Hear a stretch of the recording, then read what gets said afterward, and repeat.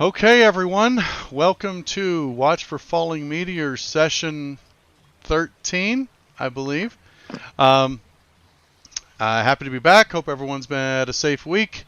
We had a pretty exciting round of battles over the last couple sessions. I think today we're probably going to actually do something besides cut people in half, but we'll see. Just want to remind everyone, if you enjoy the show, be sure and click follow. Make sure you'll get notifications when we go live. We have a portion of us play MechWarrior 5 pretty badly on Fridays. Just a little bit later than now. We're really not good, I'm not kidding. But we try really hard. It's fun to watch. And then I also do DM prep Monday or Tuesday. It's kind of been shifting to Tuesdays lately, but it's mostly a lot of map making and counter planning and just chatting with people about D&D and whatever other inane topic comes up. So we are ready to get started. Let me check my list here. Neil, I've got you for the recap. I wasn't here last week. So That track was a week in the making. Everybody, I don't know. That's a long walk for not enough joke, if you ask me. But we all laughed. So I have 4 other people who do not have inspiration. Who wants to take the recap? I could give a C level. All right. As in the grade. Stefan, let us go ahead and recap last week's events for us. There were a lot of enemies. Okay. We killed all of them, including the queen. There were some ogres. Yep. Just a lot of really bad dudes. And Ogres, owlbears, and swordmasters. Oh my. They didn't have a chance. And yeah. We also saved somebody, right? Yes, you did save a girl who was apparently a tiger named Sarala. Yeah. My girlfriend. Yeah. She was in a cage. She's just not that into you. She's almost 7 feet tall. You're a little shrimp compared to her. So, yes, that is the case. So, inspiration for Stefan. Thank you for the recap. That is really what it was. It was 3 fights in a row, and then we ended. Aren't you sorry you missed it, Neil? Gimlon was, boy, he took some beat down a couple times. don't mind tanking it. Gimlon got shelled. Yeah. Ugh. Boom. It's already starting. Yeah. Good Lord. So, as in the main throne room, there was the large fight. It was over pretty quickly. But as Ilyana went down, that's where we stopped. Sarala is looking around. She's in a hybrid form somewhere between a human woman and a large tiger. She's kind of panting frantically. There's blood all over her claws. And slowly she kind of relaxes and calms back down. And she finally shifts back to her human form. Her clothes are pretty shredded. She just kind of has some pieces of cloth that are just barely covering her up. And then she looks around kind of freaked out again. I thought I gave her my cape. You did give her a cape. The cape long since flew off when she went charging off. I'll pick up my cape and give it back to her. Okay. I want to thank her and apologize for my distrust earlier. I don't know if that's worth much, but he's doing it. No, it was probably safe. I don't trust many people either. My parents don't know. Promise you won't tell them. Yeah, No, we wouldn't good. tell them. Word is good. Yeah, you're fine. Thank you. What? Now, if you can wait a moment, we just need to check around here for a few things, and then we'll be heading back if you want to go with us. Yes, of course. I would very much like to leave with you. I don't actually know the way home. Oh, we have the trail guide with us right over there with Stefan. So, but Okay. first, and then I'm going to cast Detect Magic with my wand. Okay. How many whole charges room does it have? glows. It has 3. I have 2 left. Okay. So, Detect Magic. The Oops, wrong chamber. Let me scroll down here. And obviously the weapon that Ilyana is holding is glowing. It is a wicked-looking sword. It has a blade that it seems like tarnished and dark. It's almost like, and it has striations all over it, like a Damascus blade. And the light that comes off of it, well, it sheds light, but instead of it being light, it's more like the light immediately around it is kind of dulled.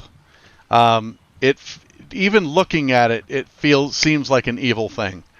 But yeah, so she is carrying that sword. She also has incredibly ornate plate mail on, or plate armor, a full suit.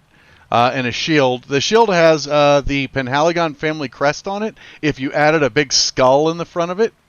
And the armor itself is also decked out with a lot of skulls and pointy bits. This is Ilyana's gear? Yeah. Now, Bernal the Cleric is wearing scale mail. Doesn't appear to be magical. He just has a quarterstaff that he was carrying, which seems to maybe have been his spell focus, but there's no magic coming off of it. The only other thing that appears magical is the throne itself. It has a faint aura of magic on it. Both of them are enchantment magic. Let's see, who would recognize it? Busy and Karnan, you recognize that the plate mail is made of mithril. Ooh. So,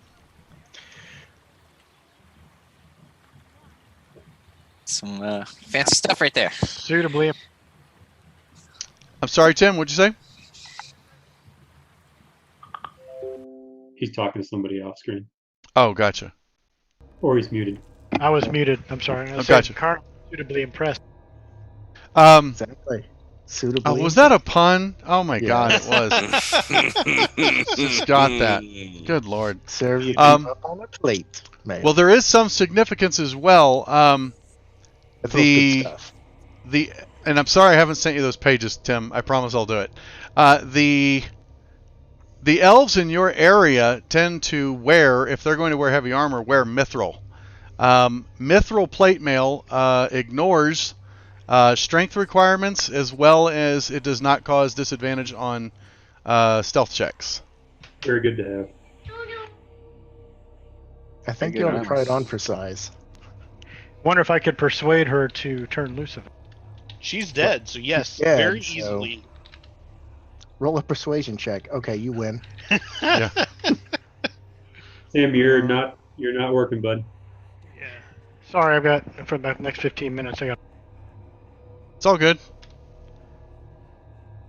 I That's apparently still- can't type the word mithril, though. While people were checking out the gear, Busy also wants to see if there's anything fancy behind either. I'm assuming these are curtains on the left side. There were paintings. Tapestries. Yeah, so those are the tapestries. Two of them look like actually tapestries that were probably part of the original keep. I'm going to unlock tokens as well. Sorry. We'll do that. Unlock tokens, and let's reset the initiative. We're just going to thoroughly search this whole area. The rooms to the east. Yeah. Sure. Also, there has to be probably, I'm thinking, a way out of here. So I want to search the south wall for... So, is there anything behind the tapestries if he moves them aside? No. So the tapestries are just hung up. They're just decoration. They look like they at one point were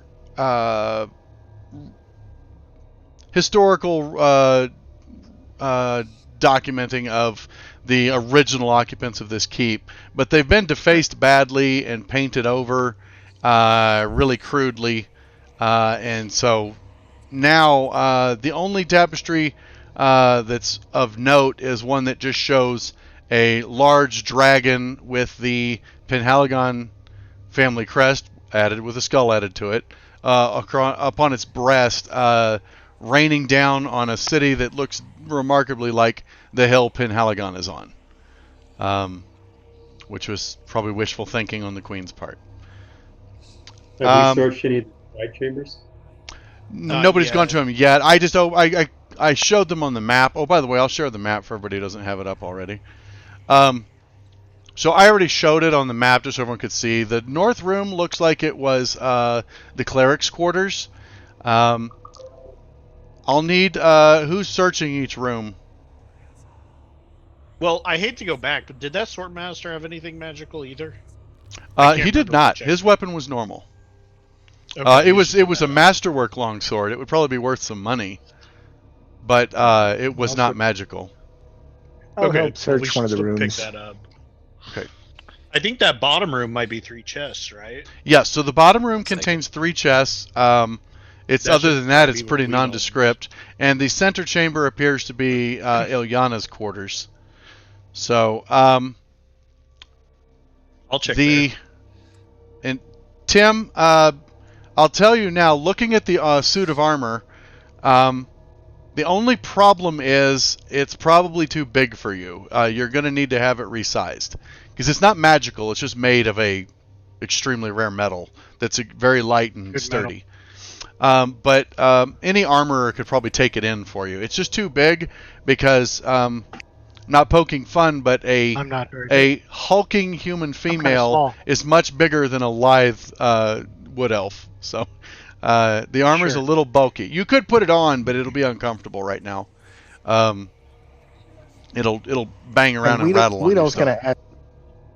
He's going to say, Okay, hey, well, I buddy, can do just you put it think in my bag and take it with me. Guido's going to ask Busy. He's going to say, hey, buddy, do you think it's worth spending 10 minutes to find out what's up about this sword?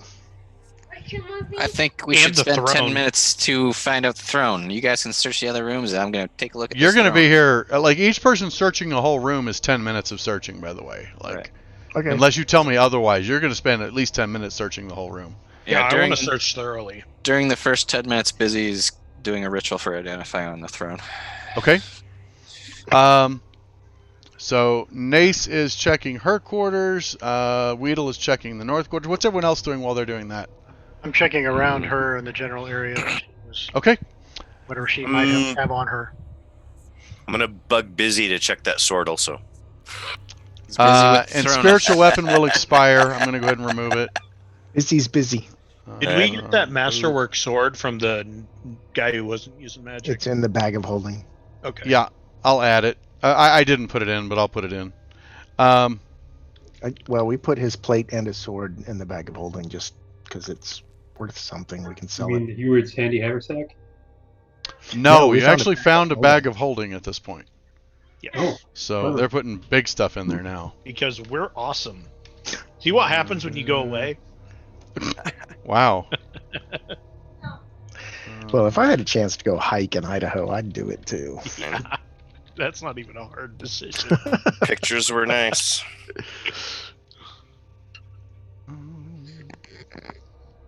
So is anybody checking the room with the 3 chests? I don't have anyone checking it yet. Okay, so At some I'll point. head down. let's just run down the line. So, Weedall, very nice roll. You find, through all of the stuff in there, you find 4 gems that look pretty decent. They're nicely cut carnelians, probably worth about 50 gold. They're like orange, some of them kind of reddish brown swirls.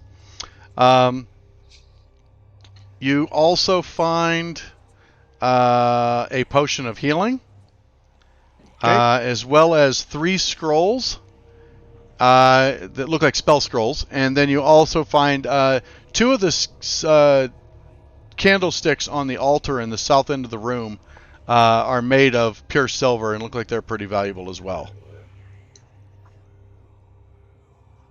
Okay. And I tell the group, nothing valuable, nothing super pretty. Wait, Okay. wait. Sparkly candlesticks of silver. Shiny gemstones are not pretty. Well, the gemstones, okay. Gemstones I'll put in the bag.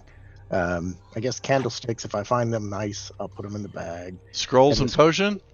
The potion, I know what that's worth. So, and I need one, so I'll take that. And the scrolls, I'll just take out and hand to somebody and say, "Look, these aren't Okay, pretty." then I'm going to drag the whole parcel into the Yeah, Oh yeah. yeah. party window. You guys will You can divvy hand the that stuff up. scrolls to me, So- man. I'll tell you about them. Yeah. I take them over to Nace and say, "Hey, I got more of that paper stuff." I don't know why we have it. Did you guys mean to pick up just a regular old mace? Oh, that was my spare from my inventory. Oh, gotcha. Okay. I just noticed there's a mace in the party sheet. I'm like, what is this? No, works for me. I meant Okay. to throw it off, but forgot. Let's see. I hope I haven't added this twice. No, I didn't. Okay. And the mithril plate armor is in the tracker now. So, you also find, Ooh, more stuff. Nice. well, this is Nace. So in Ilyana's bedchamber, so it's a king-size bed. It's covered with silks and furs. If you were to take those silks and furs, they're quite large. I mean, they cover the whole bed. They might be worth 600 gold. If you found someone who would buy them. There's also a wardrobe of fine cotton and silk robes. The wardrobe and its contents probably worth about 300 gold. And then there's also a dressing table that has vials of perfume, silvered ornaments, a tortoiseshell backed brushes, various beauty luxuries like that. And if you took all of those, it might be worth 400 gold. Oh. There's also an extremely large silver mirror bolted to the eastern wall. The mirror could be taken off the wall, but it's quite heavy, and it might be worth about 150 gold if you could get it back in one piece without damaging it. But no magic stuff in here? Nothing is magical, no. Okay. And no notes or books? Nothing of note that you found. Like, you rifled through everything. Maybe a little bit of literature about how she is the destined to take over, blah, blah, blah. Her sister, Arteris, is a lecherous, lustful whore who hides behind her church and blah, blah, blah. Can we not affect the numbers in the party sheet? Oh. What? I'll take those notes for Baron Sherlane. I took one of the 3 potions of healing, Okay. but I can't. Did it change drop? It did Oh. not. Let's change it If to you 2. drag and drop it, it'll from the party sheet. It'll remove one for you. Like if you grab the shield and put it in Cool. your inventory. For whatever Yeah. reason, it did not. So Maybe the 'cause- throne. After you complete your ritual casting of Identify, the throne has 2 abilities. One, it has permanence on it. The throne will not deteriorate in any way. So it's basically timeless. And also, the power has the ability to remote view, to see from roughly 30 feet above the viewer.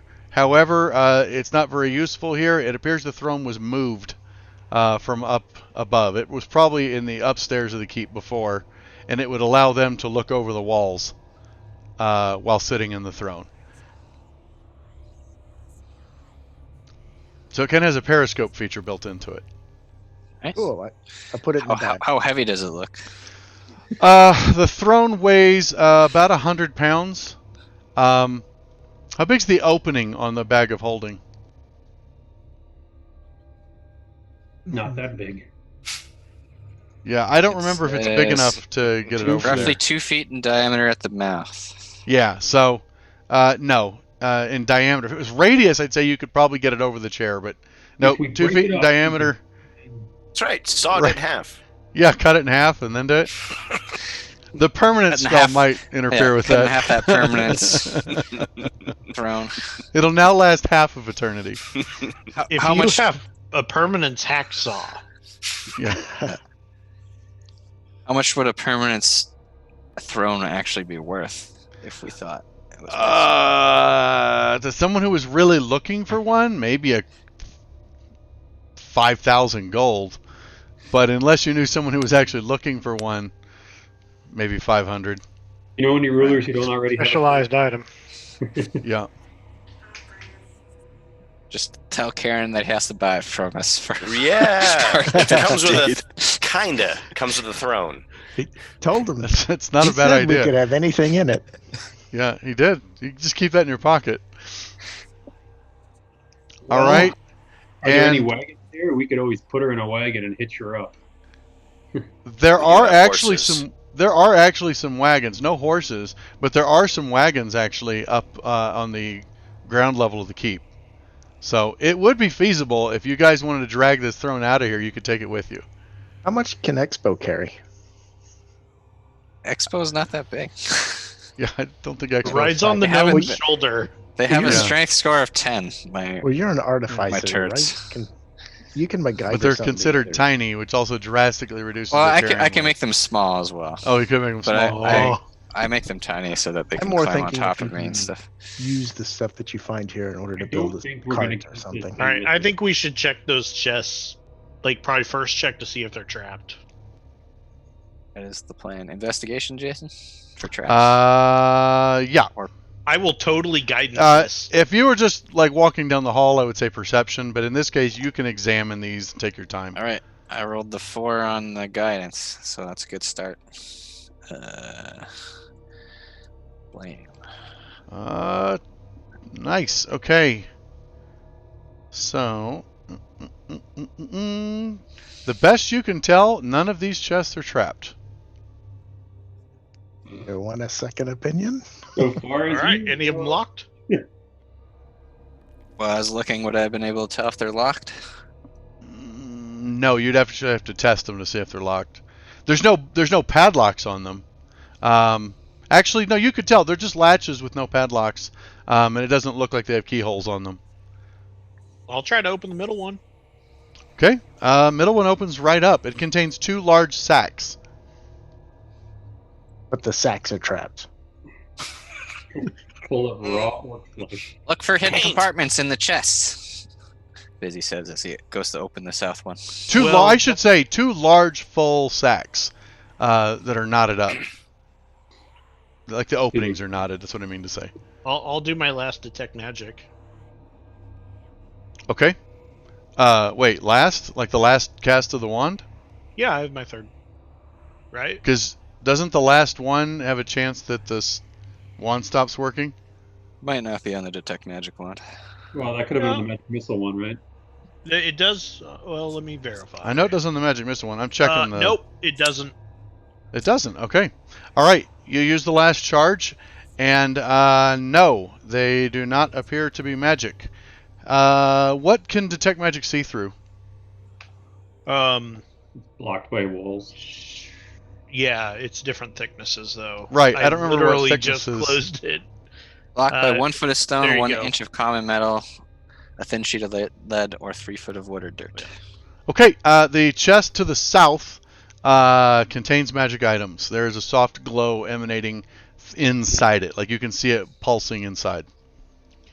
Crack that That one's sucker. magic busy. The north Busy's one opening it also up. does not have any magic in it. Okay. The third chest has a just a pile of junk in it. Really, I shouldn't say junk. It has a pile of different stuff in there. There is a mace. It's very nicely crafted. There is also a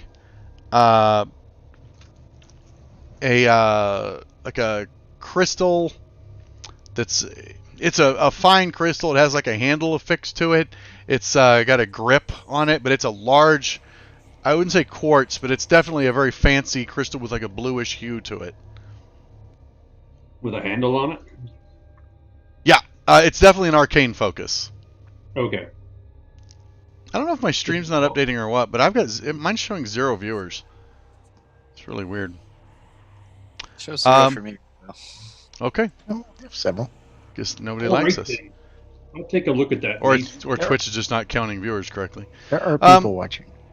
All right. I don't know if they're enjoying it, but they're watching. There's also a pair of fine leather gloves and 4 spell scrolls. Oh, more paper. This is the chest with magic items? Yeah. Which So- ones are magic? Everything in it appears to be magical. Wow. I'm gonna open the north chest too, but It all looks like stuff that a cleric or fighter would have no use for. Except for that Cleric Nate. or fighter would have no use for? Alright.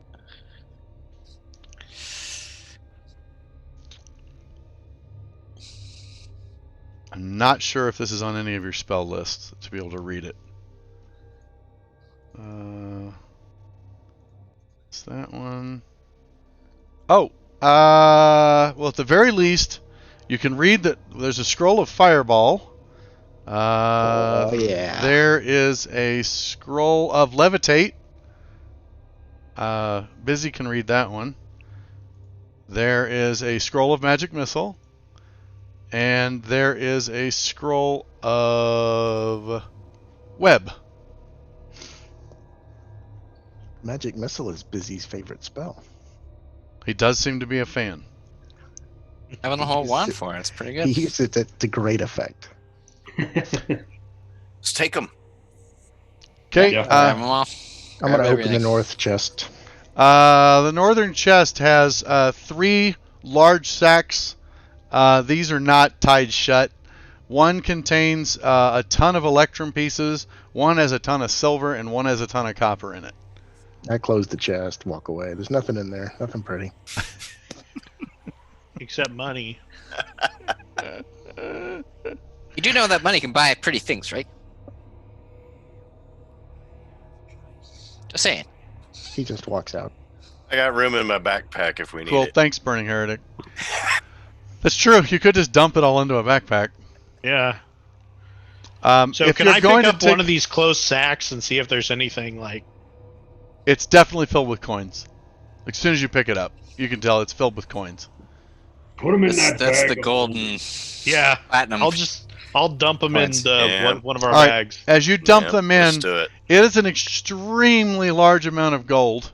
As you get the knot off of it, you're like, maybe this should go in the bag of holding. Like this might not Right. fit in the handy haversack.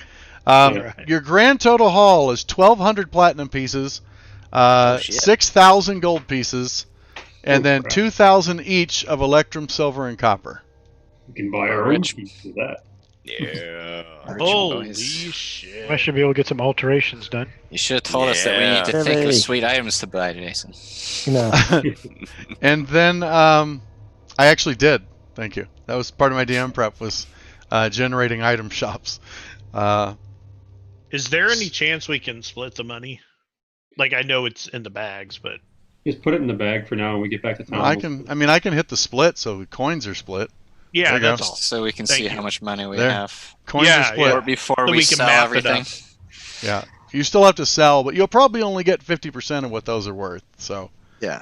I mean, we have close. I have close to 5,000 gold right now. I'm going to tell them about all the stuff that's in the other room, like the perfumes and stuff may be able to fit. I don't know about the blankets or whatever. Steve has the bag of holding, right? Yeah. Well, He's the handy haversack. I'm not haversack. sure who I has got the the sack. Oh, yeah. Who's got the I bag can of holding? I'll carry the bag because even with reduced weight, I think I'm still the strongest strength in the party.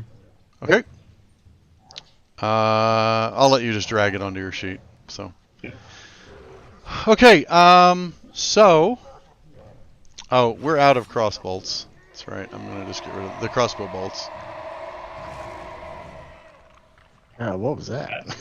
Wow. What's Uh, going Where's on? the crossbow bolts going? It's Probably switched. rolling Should we be initiative. worried? It switched Yeah, right? to you are. The music switched to you are near an orc camp. So Okay. here let's change the ambience to treasure room. I thought those so- orcs were going to bail by the time we made it back up top, but I mean, if they Right. haven't, I guess it's on. Bring it Okay, on, it's- shite. It's now playing music for treasure room. So there you go. So That sounds Busy. About that sword, nobody wants to touch.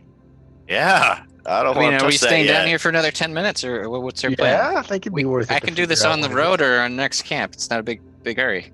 You've actually got you have 4 items that are not identified at this point. It's gonna take me almost an hour to get through everything. You have the sword, there's the mace, there's the crystal, and there's the gloves. All right, ID it that all mace. goes into the bag. ID the mace. We'll figure it out. Just be next long Okay. rest. I'll Roll identify initiative. everything. If you guys want, I mean, the keep's clear. You can spend an hour here. Sure. Yeah, we doing can it if take a you short want. rest here, actually. What You guys time should of take a long day? rest here, really. I mean, Yeah, I've we already might as long well. rested you guys, so. No, we need to start heading back. All right, do you want to head back to the cave and then deal with it? It's up to you guys. Yeah, I think Yeah, that let's do sounds that. good. Let me make sure I threw that mail in the bag of holding. Okay, Yep, yeah, no problem. Metral's in there. So we what was trying to take the Sorala throne doing room? while we were checking these rooms out? Looking kind of wide-eyed, dumbfounded. Like when you guys are just dumping 6,000 gold into a sack, she's like looking. It's clear she's never seen anything like that in her life. Most peasants never even hold more than a couple gold ever. Like that's So their I'm gonna savings. take one of those gems, I'm not no. the pretty one, but one that's kind of, I think maybe somebody would like, but I don't like. And I'm gonna go up and hand it to her and said, "This is for helping us. Thank you." I can't. Thank you. Why? Why? Sure you can. It's fine. I You've would have earned to it. sell this, and that means I would have to report the income to the city, and they would want to know where I got it, and then my parents would find out, and no, I can't take it. Oh, that's right. You don't want your parents to find out. I'm sure we can figure something out. You're right. I'm gonna grab 200 gold and give it to her. Okay. She takes that quickly. She's she's got it. She's like clutching it. We can hide that. Yeah.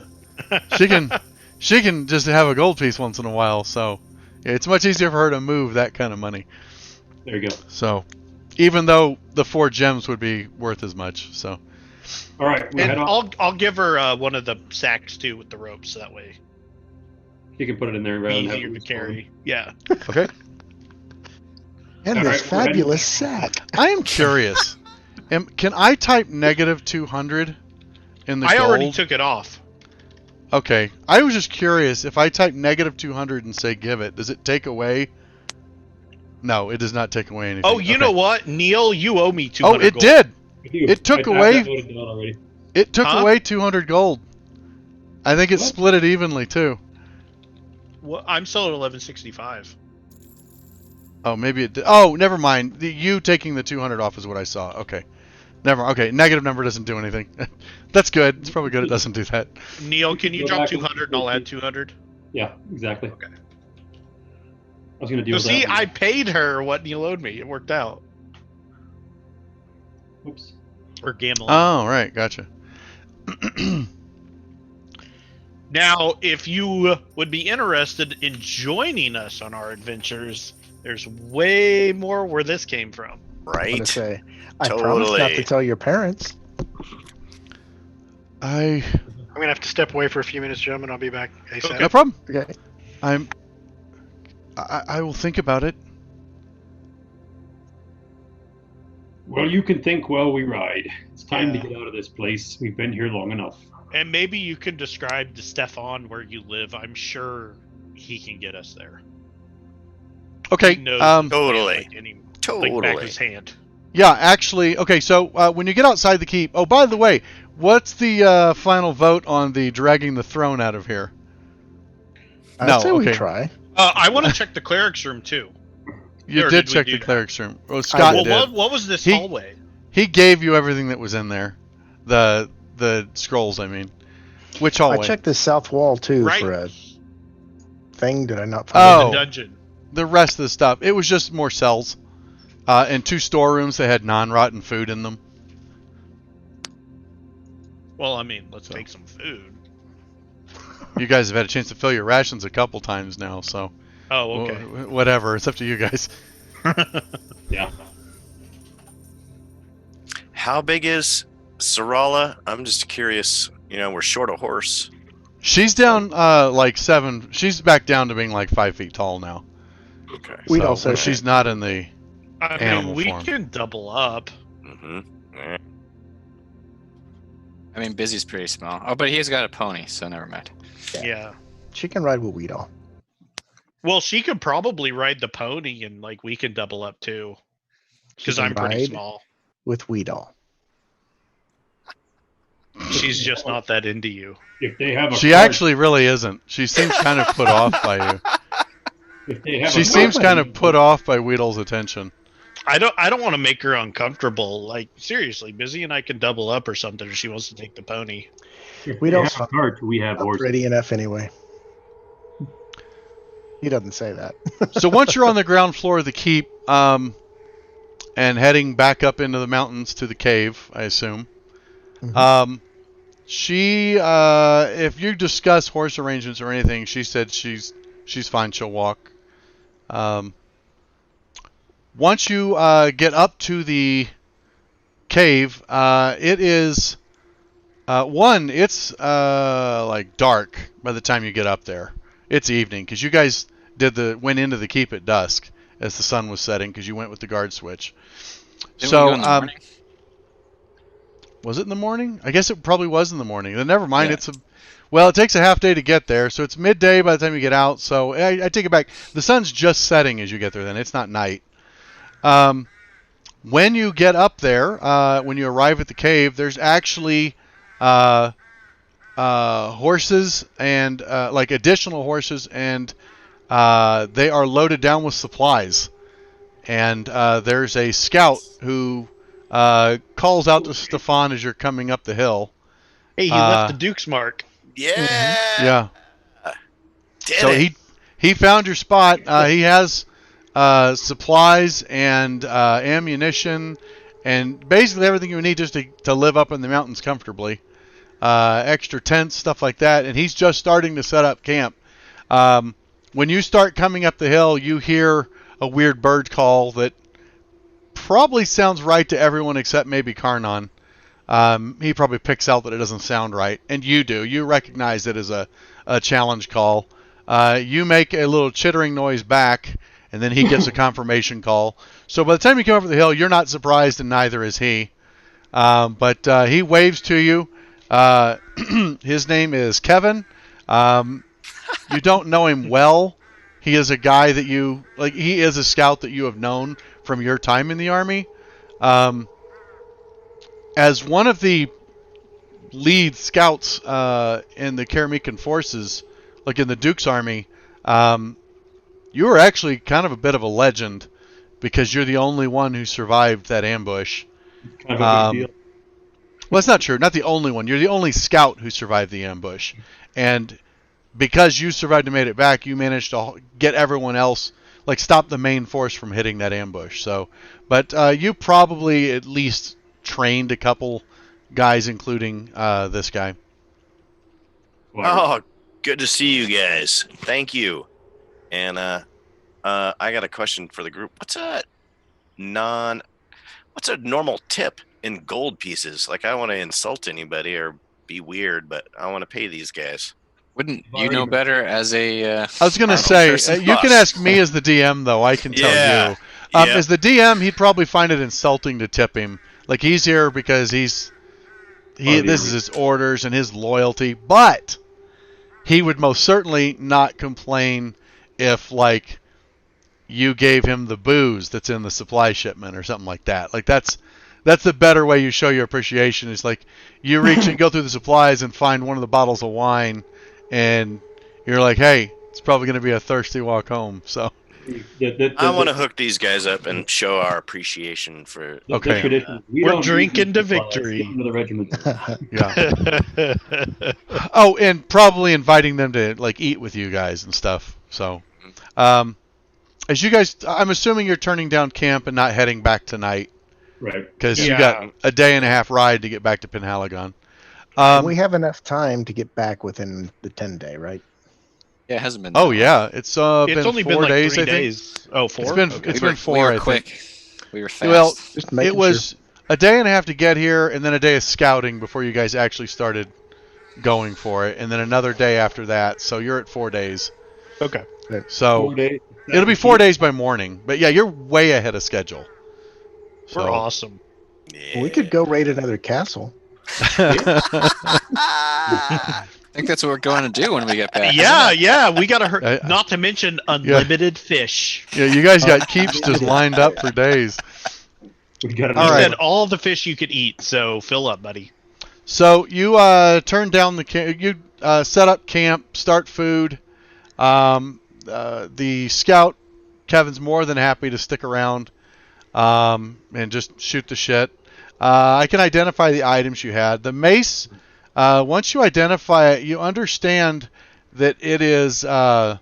It's actually named. It's a sentient mace. Its name is Crash. It's really, as far as stats, it's a +1 mace, but it is sentient. It can communicate through emotion, and it can sense presences within 30 feet of it. It's definitely on the lower end of what a sentient weapon is. But anyways, that's Crash is the mace. The crystal is just an arcane focus. It is magical, but it's no bonuses to attack or anything like that. The gloves, which I will identify, are gloves of thievery. They're made out of what looks like, you'd say it's silk, but you know it's not. But it's very, very sheer. And if put on, they actually become practically invisible. And while wearing them, anyone that has them on has a +5 bonus to sleight of hand and pick locks. Nice. I think that's we all are busy. I think that's everything that needed to be identified. And all the the sword. it's the Right. remaining. Oh yeah, yeah, Sword. the crazy sword. So the sword is also sentient, and it has a malevolent spirit trapped within the blade. In addition to being a +2 longsword, anyone using the sword also has the ability to command a rather large number of hit dice of goblins, of any goblinoids. Goblins, hobgoblins, or bugbears will basically view you as almost like their deity. And that ability has to be used every single day to maintain the control once it's established. But as long as it's used every single day, within like 1,000 feet of anyone that's been driven loyal to you, they will maintain their loyalty. If at any point they do not do this renewal, then they will not only lose the loyalty spell, they will be well aware that they were manipulated the whole time. Charm So, person type. Basically, it's a mass charm for goblinoids. Just handling the blade, not attuning yourself to it, but it does require attunement, by the way. Just handling it, you can feel this malevolent spirit in the blade desperately trying to grab at your mind. And it feels very strong. Time to destroy this blade, gentlemen. Hmm? Foul I'm spirit on board. inside. I don't know how to do that. I'm on board. Maybe we can find a temple or something in Penhaligon, and There are plenty of those. or Stephen can use it. Call all the goblins to him, charm them, and just sit there. And as they walk into the blade, As they walk up, That's right. Step Okay. forward. open a your shit mouth game, and Mom. close your eyes. Here it comes, a big surprise. Oh my god. That's gonna affect his alignment. And the graceful plate armor was the Mythor one. You haven't. I don't know if that's not identified for us.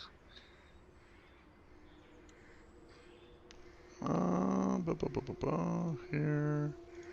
So What is that? We have weird. some time. Maybe we can get someone in Penhaligon to work on that while we're waiting. to destroy the blade. No, the armor.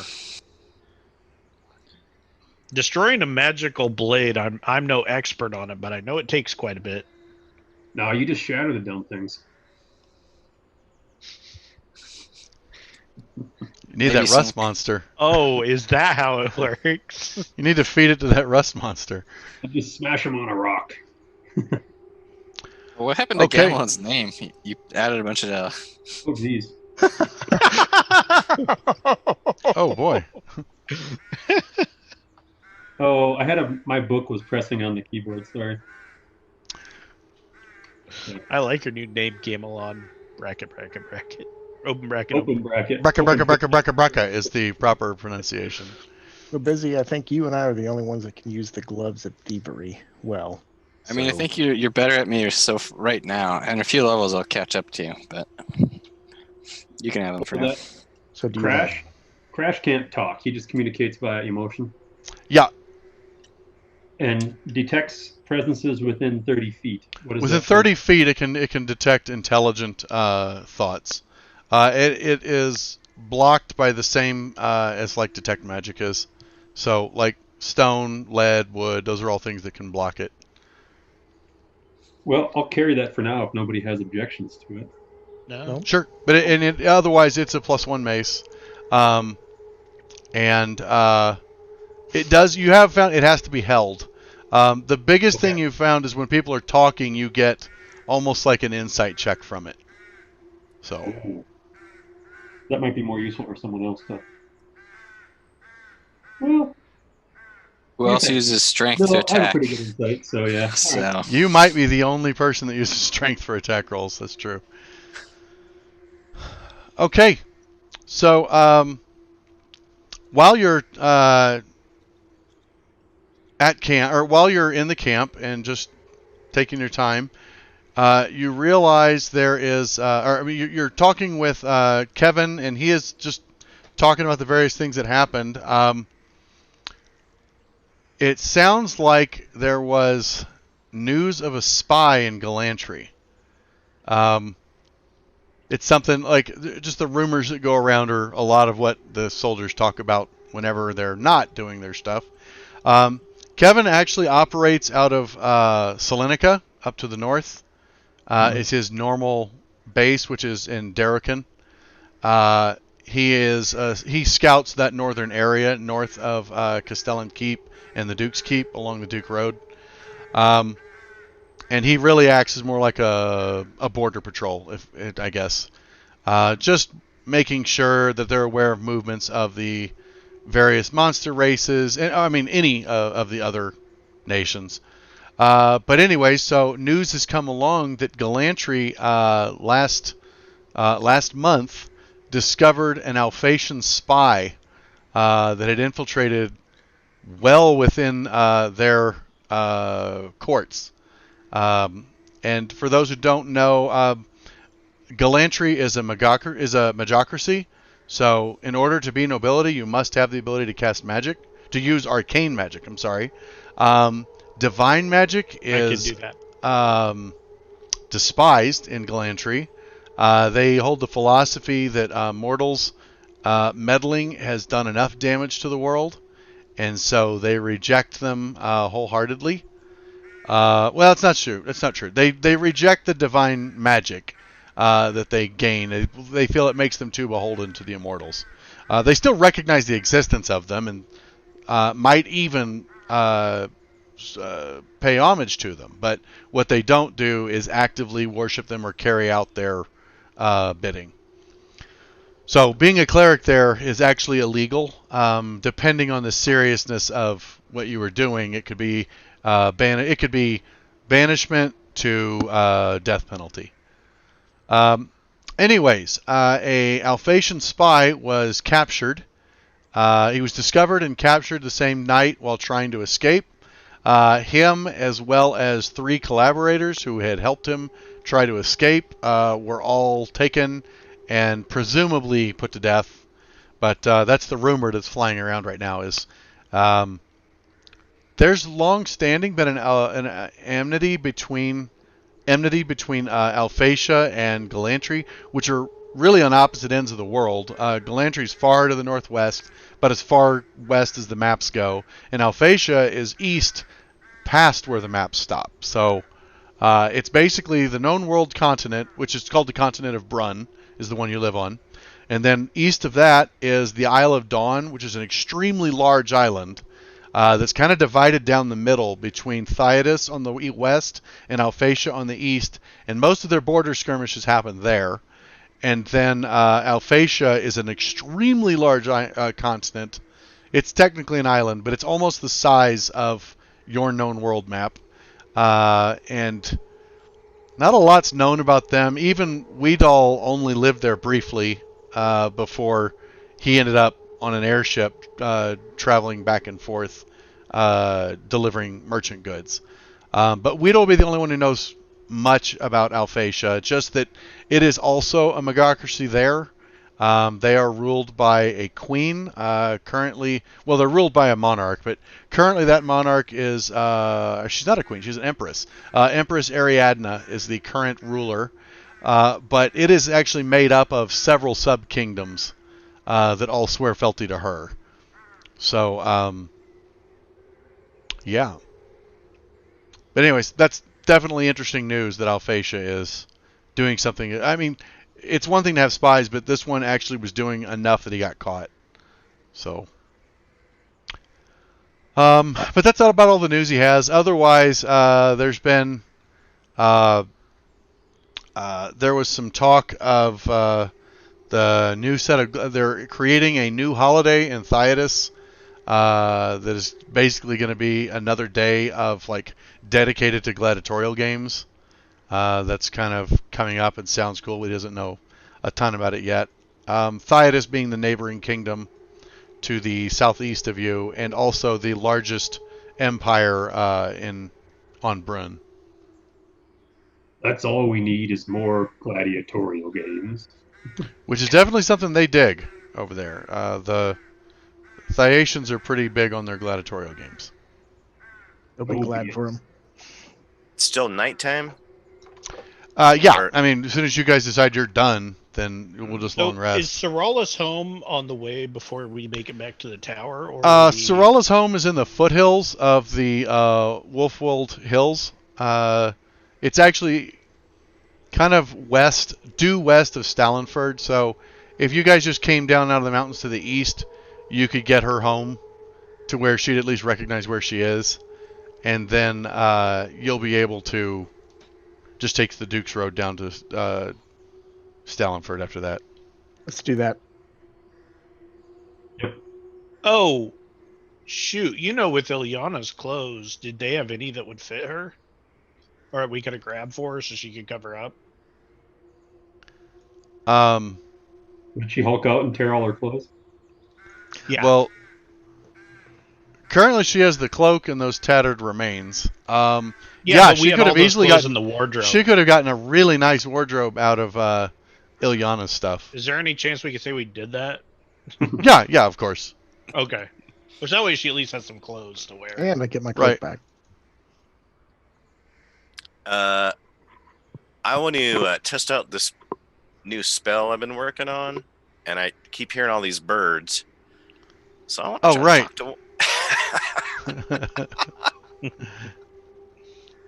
No problem. All right, yeah, you cast Speak with... Actually, you can't. You guys aren't technically long rested yet, so you don't have all your spell slots. You currently have no spell slots right now. Oh, dang. I tried. That's right. There's always Fair a enough. morning. That's right. That's all I got. All right. You also ID all the scrolls that we actually know in the party sheet. And Most we, of them, most did of them we say like identify the elegant three scroll. that we all The got? what? Oh, yeah. Yes, I believe all the scrolls were identified. Look in the party tracker and see if there's any scrolls that aren't identified. There's 4 elegant scrolls. There's also a fine scroll and a superior scroll. Oh, maybe I didn't. Hold on. Not sure. Let's check. Scroll of Darkness. I didn't ID these, my bad. A scroll of identify, or sorry, fireball. Scroll of hold person. A scroll of levitate. A scroll of light. A scroll of magic missile. A scroll of web. And I think that's all the scrolls. Yeah.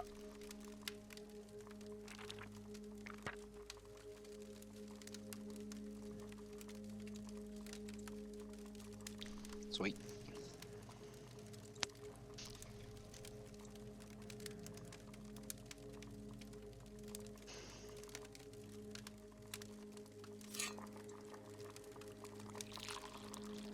Anyone mind if I take that last potion of healing?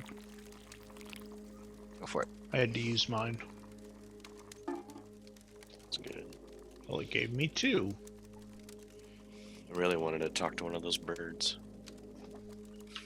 There's always the morning. You can in the morning, yeah. You get a chance. Let's see here. Need to bring up my maps real quick. We have. Shouldn't that channel divinity be +4 by now? Grand Duchy of Karamikos. There we go. Oh.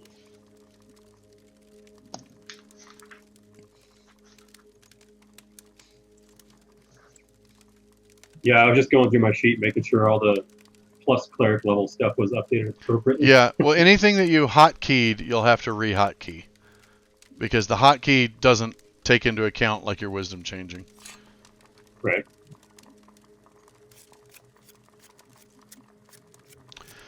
So, the evening goes without a hitch.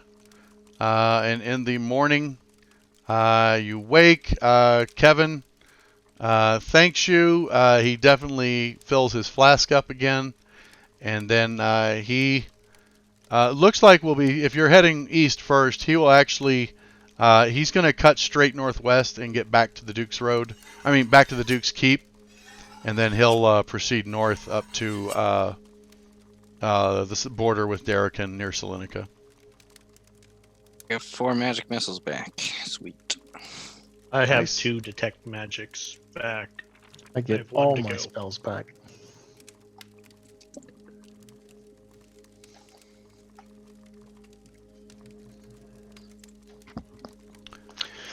Oh, that's right. I don't have any. Do I have Oh. the tokens locked? No, I don't have them locked. Okay. Alright, so we're taking Sorolla back. Yeah. Dragging this, we got a wagon for the throne of some kind, and now we're hooked back up to our horses. Wait, I thought you weren't taking the throne. No, we said we were going to try to MacGyver something together and drag the throne. There's a out. wagon. You can just put it on the wagon. Yeah. And We take one of the wagons from the keep. There we go. if you hook Brick up to the wagon, he can tow it, no problem. She can ride in the throne. That's true. She actually insists on walking, though. She actually kind of keeps her distance, too. She usually won't get within 10 feet of you, so... I'll ride in the wagon. With Everyone, not just Weedle. All right. If I could stay 10 feet away from me, I would too. So, yeah, you return her home. Well, you get near. Basically, as you're coming down out of the mountains, you get to a certain hillside, and then she even points. You can see a real small little like hamlet that's just at the kind of the base of the hills near the well, they call it the Hillfollow River now, but technically it's the River Shaturga before the Thyacians came here and renamed everything. But you can see a little hamlet. She said that's the town she's from, and she knows the way home from here. She thanks you all profusely again, and she's still holding his bag of gold. Can't believe it. And You can see she starts taking off all of the clothes she got from Ilyana's wardrobe and offers them and like tentatively puts them back up on the cart. Those are yours. Oh, I could never explain to my parents where I got them. Thank you, though. You can't tell them you were captured and rescued? Why, I disappear why is a it lot. such a big deal about your parents knowing that you were kidnapped? I get it. Because Well- I have a disease? Well, if you ever need our help pretty in good the future, leave a message at Kevorkian's tower, and they'll be able to get a hold of us. Oh, I don't think they would ever let me near Kevorkian's tower. Oh, Karen's not so bad. Okay, We you're have- right. I will do what you say. Then. Nice, that was easy. Good job. Weedle, give me a... No, I didn't need to check. You do know, people with lycanthropy, even those that fight it and try to control it, on full moons, they're unstoppable, unthinking monsters, typically. So, Is in this world are were-tigers not neutral or whatever it is? they're basically... lycanthropy in this world is basically lycanthropy, period. If you have lycanthropy, you are always fighting a beast inside you, and during a full moon, it's blackout. You won't have any memory of what you did, etc. So it's still a curse you live with. Now, as a society, the were tigers probably fight it more. They're also extremely rare, but yeah. So her parents, she explains that her parents know that she disappears, but if they knew that, they probably suspect, but if they knew that she had lycanthropy, it would be really bad. They would, at the very best, they would disown her. So I'm going to offer again. The offer is valid. You can come with us. Perhaps there is a way during our travels that we may be able to figure out how to cure this infliction that you have. If not, we can at least keep you safe during the times when you have no control. Like when weed all drinks. She laughs. Give me a persuasion check. It wasn't a persuasion, but I will do it. Do you want to make a deception check instead? Or are you No. lying? No, I wasn't lying. She genuinely seems tempted, but then she just says, "No, your life. There's too much danger, and too much death. I just want to be. I just want to be a shepherd." But a chance of normalcy as well. There's nothing wrong with being a shepherd. It's a good life. Someday, when you're rulers and you have your own lands, and I hear about you, I will come. And It's the deal then. then maybe. But for now, I have to go home. Well, I hope if you like do airships. need our help, they know us in Stalinford. They know us in Penhaligon, Kevorkian's tower. Just reach ask out for to the them. Avengers. Is that going to be your name? I don't care if you rip off Marvel. It's fine with me. You guys just need to pick a fucking name already.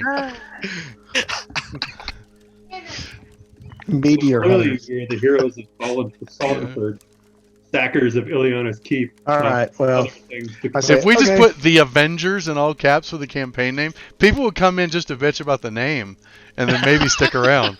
all right. Well, They're like, whoa, is guess this what- Marvel? Where's Iron Hey, Man? wait, can we be the Justice Avengers League? It's fine with me.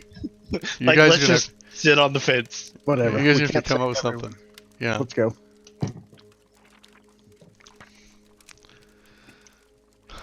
The fantastic Justice Avengers League 6. Four. Let's do. That's true. The Fantastic Four always had a guest or two. All right. We could be Gotta the get- Teenage You have to get X-Force in there somehow. So anyways, she Canadian Avengers. she actually shifts into a tiger and takes off into the tall brush, and then pretty soon is gone into the light woods that are just at the base of the foothills of the mountains you're coming out of. And she heads north and disappears. We don't see that every day. So. Well, And the most interesting part handle is those 2 dogs. As she was shifting, she puts the bag in her, like she takes the bag of gold and puts it in her mouth and then runs off. So you see a tiger running off with a bag of gold in its mouth. That is really awesome. Okay. You continue south along the Duke's Road. Are you doing anything fancy or just going down to a bridge and crossing? Well, we've got that wagon that I'm driving, so. Oh, yeah. let's So just the take wagon's the probably a easy good way. idea. All right. So you spend basically from the time you left, it's a full 2 days to get back to Penhaligon. But you do so without issue. And boop, boop, share, boop. Throw that Oh, we one have up a there. Polygon map now. Very good. Yeah. Yeah, I was bored. You got to do something on DM prep days. Man, I feel like I've seen this before. Yeah, you probably have. Ryan and Scott typically get a preview of every map I make. So, you cross the road and make your way south along the Duke's Road, and it's not long before you find yourself back at Well, don't we Penhaligon. need to stop by Kevorkian's Yeah, Tower? we should stop by for- Kevorkian's Are you Tower stopping by first. Baron Kevorkian's Charlene? first? Okay. Yeah. Is that where because Baron Charlene would be? Yeah. He said he was going to be heading back to. What am I trying to say? He said he was going to be heading back to Threshold. We need to tell Karen at least. Or at least the servants to deliver a message. Right. Okay. No problem then. Yeah, you reach Karen's tower, no problem. And if he's in, we'll stop in and tell him what transpired.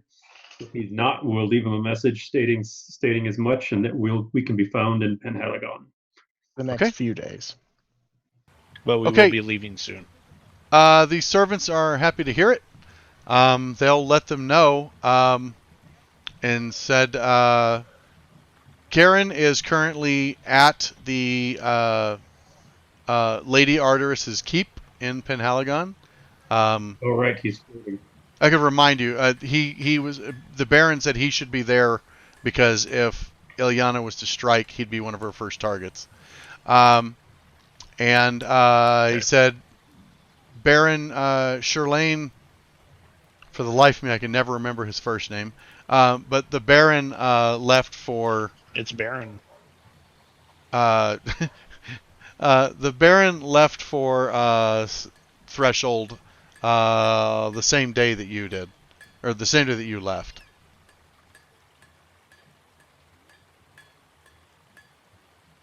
All right. Independent Thank you. Heligon. Well, let's go to find Let's Karen. move out. We have stuff to sell too. Well, I think we should stop by and visit him first. Absolutely. Okay, so you head to Penhaligon.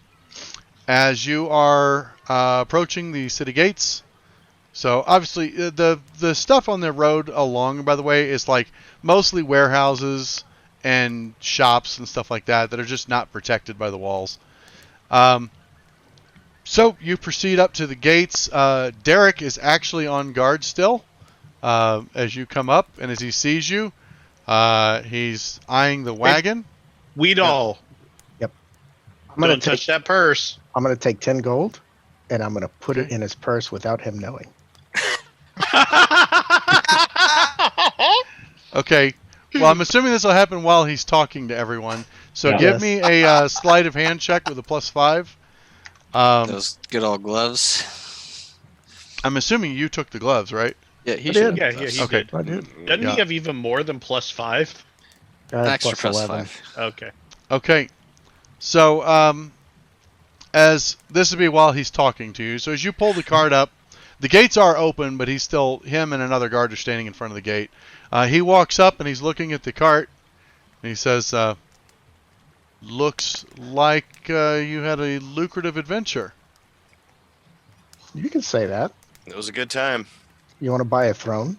You're welcome. Oh, yeah, that's right. You have a throne tied up on top of the cart. It was more lucrative than you think. Wow. What? You've never sacked a keep before? He is... Well, full of goblins and hobgoblins, I might say. Just to clarify. What? I'm the only cleric here. Which keep? I don't know. Just one out in the I country. don't remember. Yeah. Believe me. Hildereth. Sorry, it was the Hildereth keep. Hailed Wraith? I just know it's the Queen's Keep. Hold on. I'll just look at him and say, people who Red are Wraith. our friends find themselves richer from the experience. Oh, okay. It's true. By the way, you're quite successful. You slipped 10 gold into his purse. He has no idea. I just want to tell And as a matter of fact, no one else even saw you do it. It was that quick. So, I'll let you deduct the 10 gold from your sheet. Derek's just dumbfounded. He's looking at his throne. Actually, I guess you're not carrying large bags of coin or anything. You just have this giant throne. And he says, so, are you... he seems to kind of remember his spiel, and he's like, your business in Penhaligon today? The usual. It's good to see you again. We seek the Lord Karen to report success in his employ. Okay. One moment, please. He turns around and walks over to the guardhouse, and he steps inside like a little... It's not a pillbox. It's like a door going into the side tower. Pillbox. It's quiet for a little bit. The other guard's standing there, just awkwardly. He's got a big pole arm, and he's like, "So you took the throne, huh?" Yep. Yeah. Yeah. It's got magics on it. It's got magics on it. I'm going to get off my horse.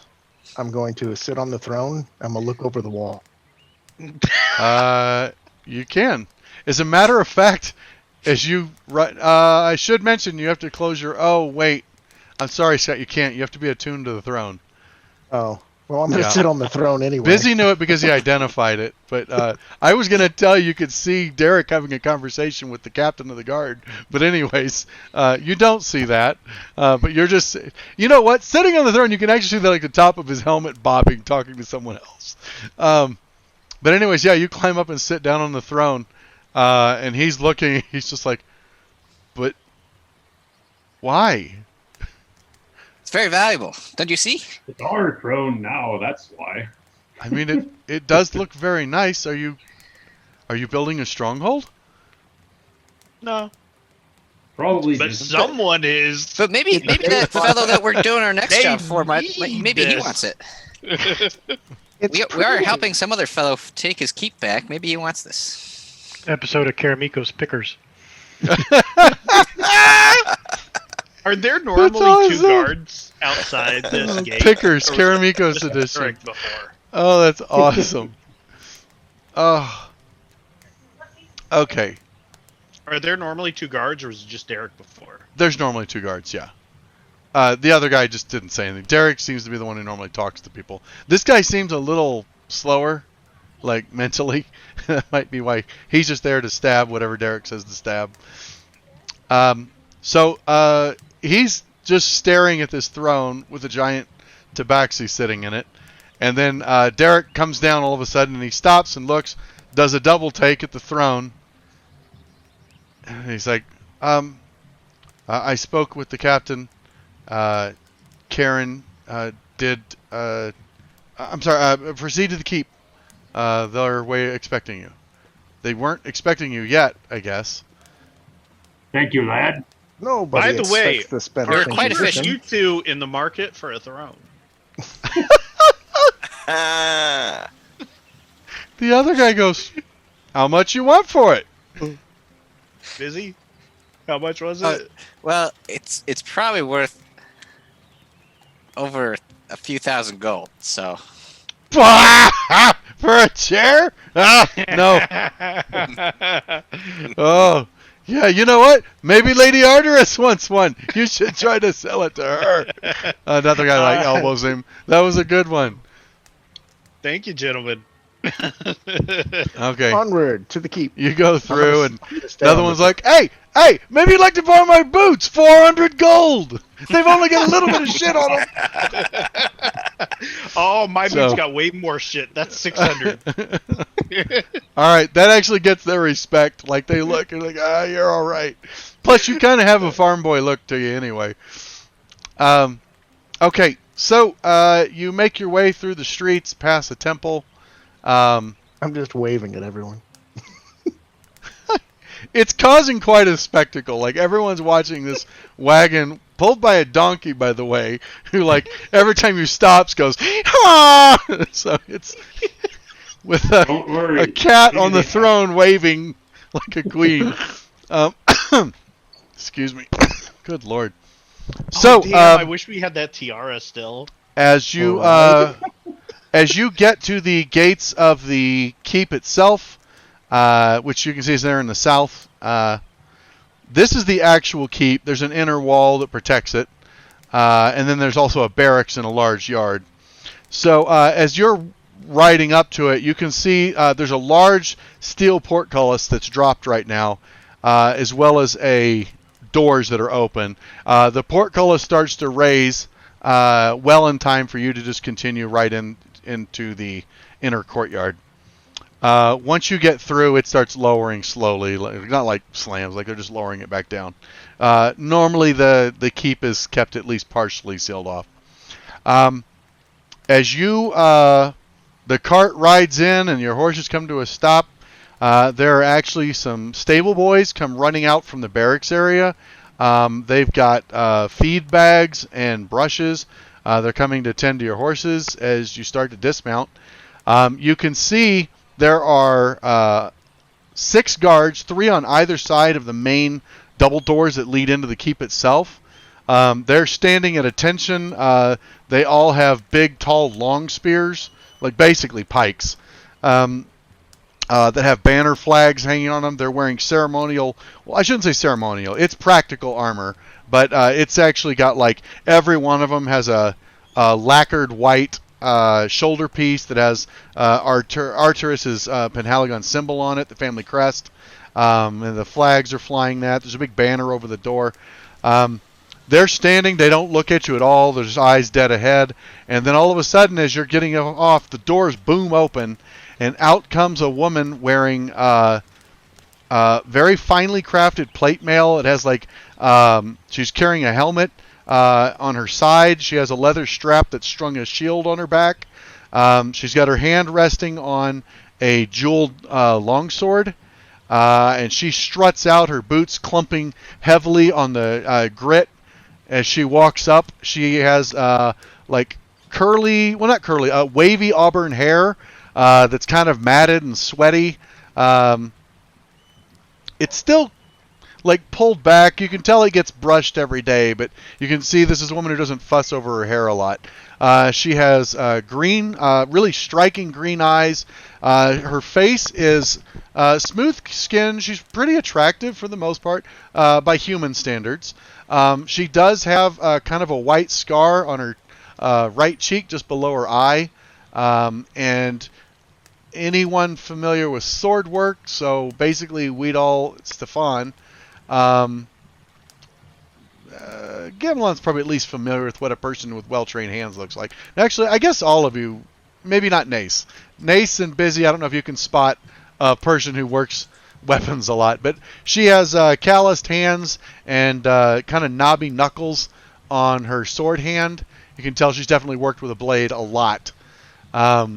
She looks strong. She has a firm chin, and she steps out, kind of looks over the group of you, and then steps forward, and then you see coming behind her is Karen, and he is not done up in full plate armor with his full dress regalia. He is wearing nice silk clothing, like a silk tunic with an overcoat over it. But he looks like his normal fancy self. He's actually carrying a goblet, so apparently they just stopped eating and he didn't want to leave his refreshment. So she steps out, kind of looks over all of you, and then kind of gives like a nod, like she likes what she sees. Welcome. I'm going to. Okay, go ahead. No, that's it. She just says welcome. That's it. I'm going to take out that shield and toss it down at her feet, or at Karen's feet rather, and say, "Your deed is done, sir." He looks up. He's like, "Wait, she's dead?" Yeah, here's her note, was and I'm the going to agreement, hand him yes. over. Oh my gosh. Arteris looks really impressed. She smiles and says, "Excellent. So I guess I can stop the call to arms." Yeah, we Well, handled it. I suppose if you wanted to. By my count, that we killed over 50 goblins, close to 20 hobgoblins, about 12 gnolls, some What an orcs were orc slain. rebellion. Many Well, creatures Got and those some orcs humans. dead.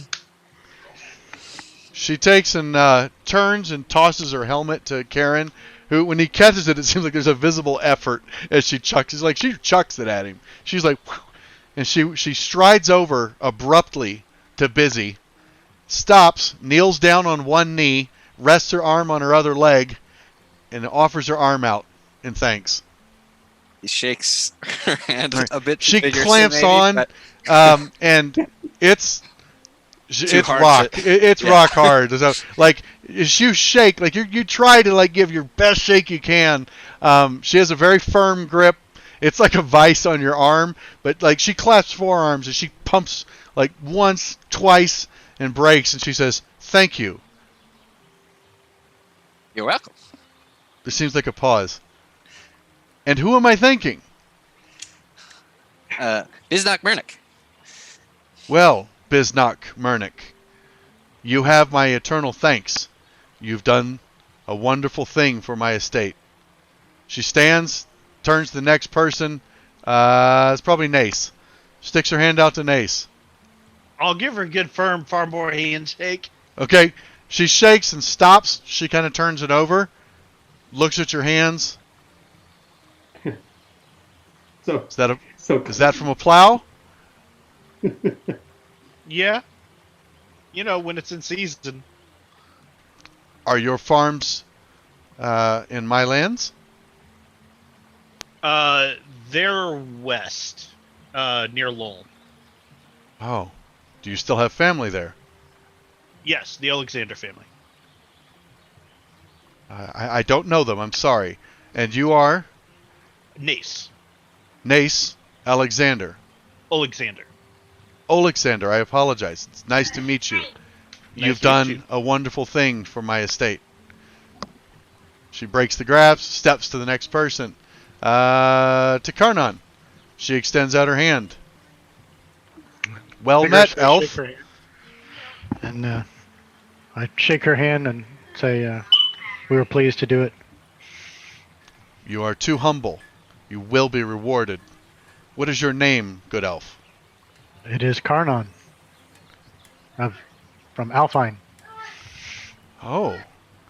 What brings you so far south?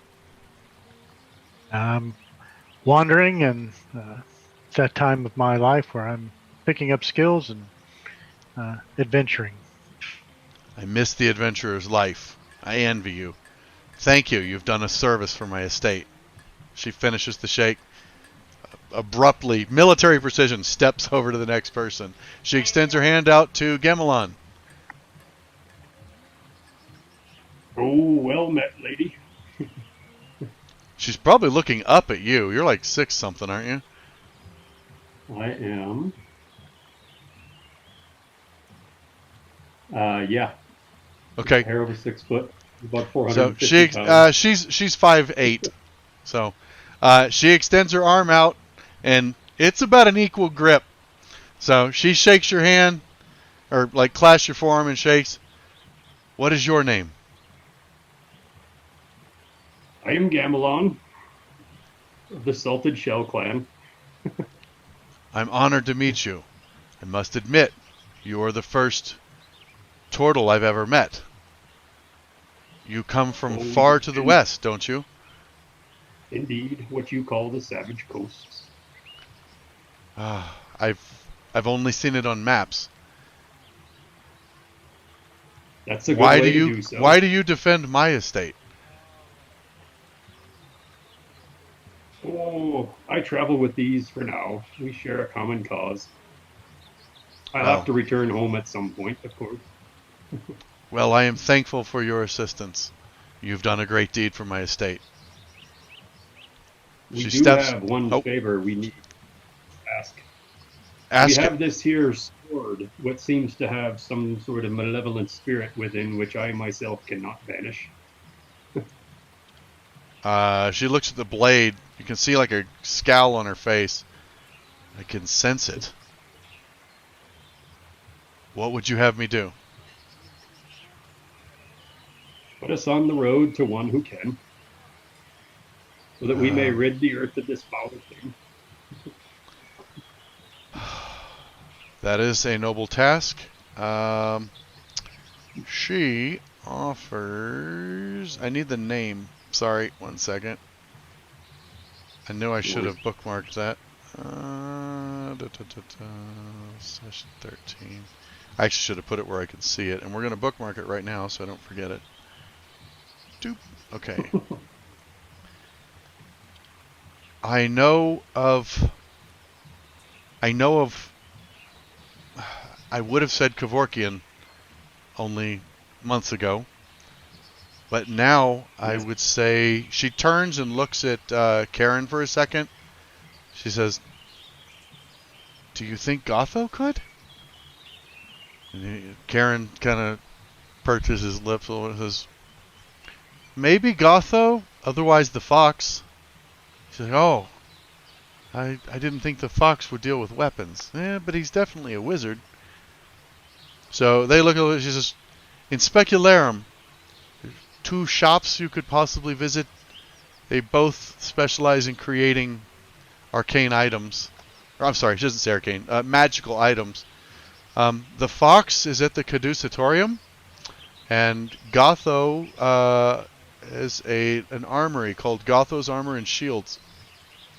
Although he specializes only in magical, enchanted armor and arms." Well, it should be said that dispelling is easier than creating. You'll give it a try. Thank you. By the way, I just said armor and shields. It's not. It's called armor and arms. I don't know why I said armor and shields. Okay. And this is Lady Arteris Penhaligon? Yes, yeah. Lady Arteris Penhaligon. Okay. But anyways, that's where she would say to take it. Or if you don't wish to be burdened with this, I will make it my responsibility to destroy the blade. Or if we can't destroy it, lock it away where no one can ever get to it. I will speak to Ixion and let you know. Of course. We have a temple, actually. I'm sorry, I'm being presumptuous. That would be fine. Okay, she gives you a nod. She looks around and sees Weedall. Kind of cocks her head. Hi, I'm Weedall. I like airships. Well, Weedall, who likes airships, I am Lady Arteris Penhaligon. This is my estate, and you have done a wonderful deed. She offers a tentative handout. Oh, I shake it vigorously. Okay. It's actually, she's kind of not really grasping firmly at first, so you kind of shake her arm, and then she realizes, oh yeah, I'm shaking hands, and kind of firms up, and she says, "I don't know what you are. I'm sorry." I'm Weedall. And I brought you something you might be interested in. This throne. It has the permanence of the Penhaligon name. And some other abilities that you might find interesting. I see. It has been magically imbued, lady. It cannot be destroyed, and it actually, if you take some time with it, you can view from it by 30 feet above. It gives you a viewpoint all around. And Very useful it for makes looking you over look walls and things. Fabulous. Okay. That's enough from you. She's smiling to Weedle. She goes, I do not do fabulous. But I am Au intrigued. contraire, I think you do. That is It my should family it should crest. should only take an hour or so for you to learn how to use it. If you want to give it a try, we could see if it would be useful for you. Have you seen anything like this? Karen's looking and he says, if you don't want it, I think it would go great in my meeting chamber. Speaking So- of fabulous. She kind of laughs and says, okay, well, all right, please, come into my mead hall. We're going to have a drink. No, first, you must meet Stephen. Yeah. Oh, did I not do Stefan? I'm sorry that she doesn't say that yet. That's DM forgetting one. So she steps over. Stefan, do you wear any of your regalia from when you were in the Duke's Army or not? I don't know if you do or don't. You're muted. I feel like no. Oh my God, he's Okay. gone dumb. Yeah, No, all we can't hear him. So she stops. She looks at you and she says, you can tell she kind of looks and just feels like a kinship right away. And she leans in and says, he didn't tell me what species he was, did he? Right. Okay, just I making offer- sure. I am Lady Arteris Penhaligon. I offer my hand. I say, my name is Stefan. You look familiar. Have we met before? She kind of looks at your arms, looks at just the wear and tear of your weapons. You look like... Yes, I know you, Stefan. Your family is from Theodos, aren't they? Well, they live in Specularum now. Correct. That is correct. Yes. Oh, Very true. you are a rebel. I have spoken with your father once. I apologize. We're not well acquainted, but he has been to a function that I attended in Specularum. Well, it's probably not my place to say, but he had things to say about you. Not all bad. Well, it is good to see you again. Well, you must obviously you will stay in the finest inn in Penhaligon. If there's anything you need, it's I'm at your disposal. I am in the process of drawing up a proper reward for what you have done. Very nice. I would like to hear anything you wish of me. You have my ear. Very nice. Thank you. Let's go inside. Okay. So she invites you into the keep, just into the first chamber, which is basically a large hall with a pretty fancy throne, kind of on a pedestal. Not a pedestal, like a raised lip of the floor. There's a large long table in front of it, and then there are a bunch of tables in the hall itself, all with chairs and stuff. There are pitchers of mead and ale and wines all around. There's not a lot of servants, just like two, but they're already getting cups and stuff as she leads you in. The stable boys will feed and feed your horse and stuff. They ask if you'll be riding them anymore today, or if they should remove their tack. You should remove their tack. Yeah. Okay. We're done for the day. They just had a long journey. Okay. So she takes you in. They start to. It's like probably mid-afternoon at this point. So not even that. It's like early afternoon because you guys got here pretty early. So they get snacks and food, not like a proper meal, just snacks and food. She is all yours for anything you want to talk to her about, or do you guys want to summarize and just move on? Yeah, we should summarize the battle. Tell how we drew out the forces and winnowed them down before assaulting over the walls and causing the Orcish insurrection, which helped allay the goblins. Well, we pierced deep into the heart of the keep and took out the queen herself, I would suppose. So whatever the appropriate storytelling there Sure. is. She is quite impressed by the fact that, like, when you get to the part about, like, Weedle taking out the mage in seconds before she could cast a spell, she's like, that's wonderful. I mean, an underhanded tactic, but still excellent tactics. You know, anytime, like, you talk about Nace or Gamelon wading in to the front line, you can tell she's super pumped about it. She's like chugging her mead then. Like, that's the part she's excited to hear about. Swords clashing and glorious wounds. So anyways, after you finish telling her all about it, she expresses her thanks again, and a messenger comes in and says that your stay arrangements have been made at the inn, and it's actually the inn that Jadarin was at, where he met you, which was the inn that was probably a little pricey for you guys initially. It's the inn that you actually met him at initially. They said that they've basically, the entire top floor is yours. So it's a total of 8 rooms. Fantastic. Because they didn't want you to be disturbed. Or if you wanted a place to keep the throne, they can have porters carry it up to one of the rooms for you. Well, the lady should keep the throne for the night to test it out and see if Well, she won't turn that idea down. Karen or yourself would like it. Good with that idea as well. Yeah, let's leave that. All right.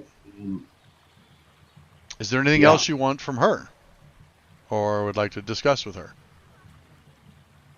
Well, before we leave, I bow and say, "You look marginally presentable in that throne." We did. Oh, the old one she's sitting in. Yes. She looks and she's like, okay, you guys have to go. You're too much.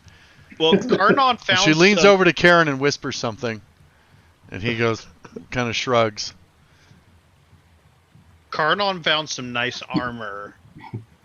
Is there anyone who can maybe work on Mithril? Yeah, no, we know the dwarf guy can. Is he the best guy though for this? He doesn't like elves. Oh, Mithril's a dwarven thing, I thought. Like, can they give us it's definitely a dwarven thing. It is also an elven thing in Mystara. Both races work with the metal. But can they give us an in with him so he won't have a problem helping Karnon out? He if didn't you're seem just too looking, unfriendly last time. If you're just looking to have it resized, you're talking about at the Iron Keg, the armory. Yeah, that wasn't a dwarf. That was just a regular guy, I believe. It's the dwarf in the other place. Yeah, the dwarf Demarak, I believe was his name, was from Stellenford. Yeah, I mixed those two up.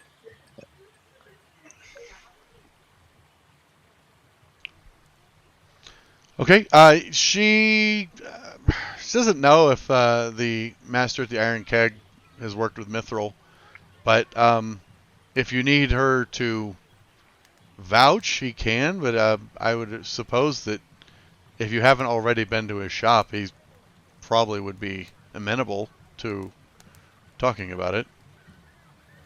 Yeah, we can approach him. Yeah. Okay. I forgot which armor I was getting him confused with the guy in Stallenford. Yeah. That's what I Money breaks through a lot of bigotry. It does. Finally, she just blurts out, "What race are you?" I'm Weedall. I'm a Tabaxi. You're a Rakasta. Oh, a Rakasta? Yeah, you're a Rakasta. Rakasta. Thank you. It was killing me. I couldn't figure it out. Just watch out, because sometimes he gets these giant hairballs. She kind of chuckles. So I can gross. imagine. Well, I have things to attend to tonight.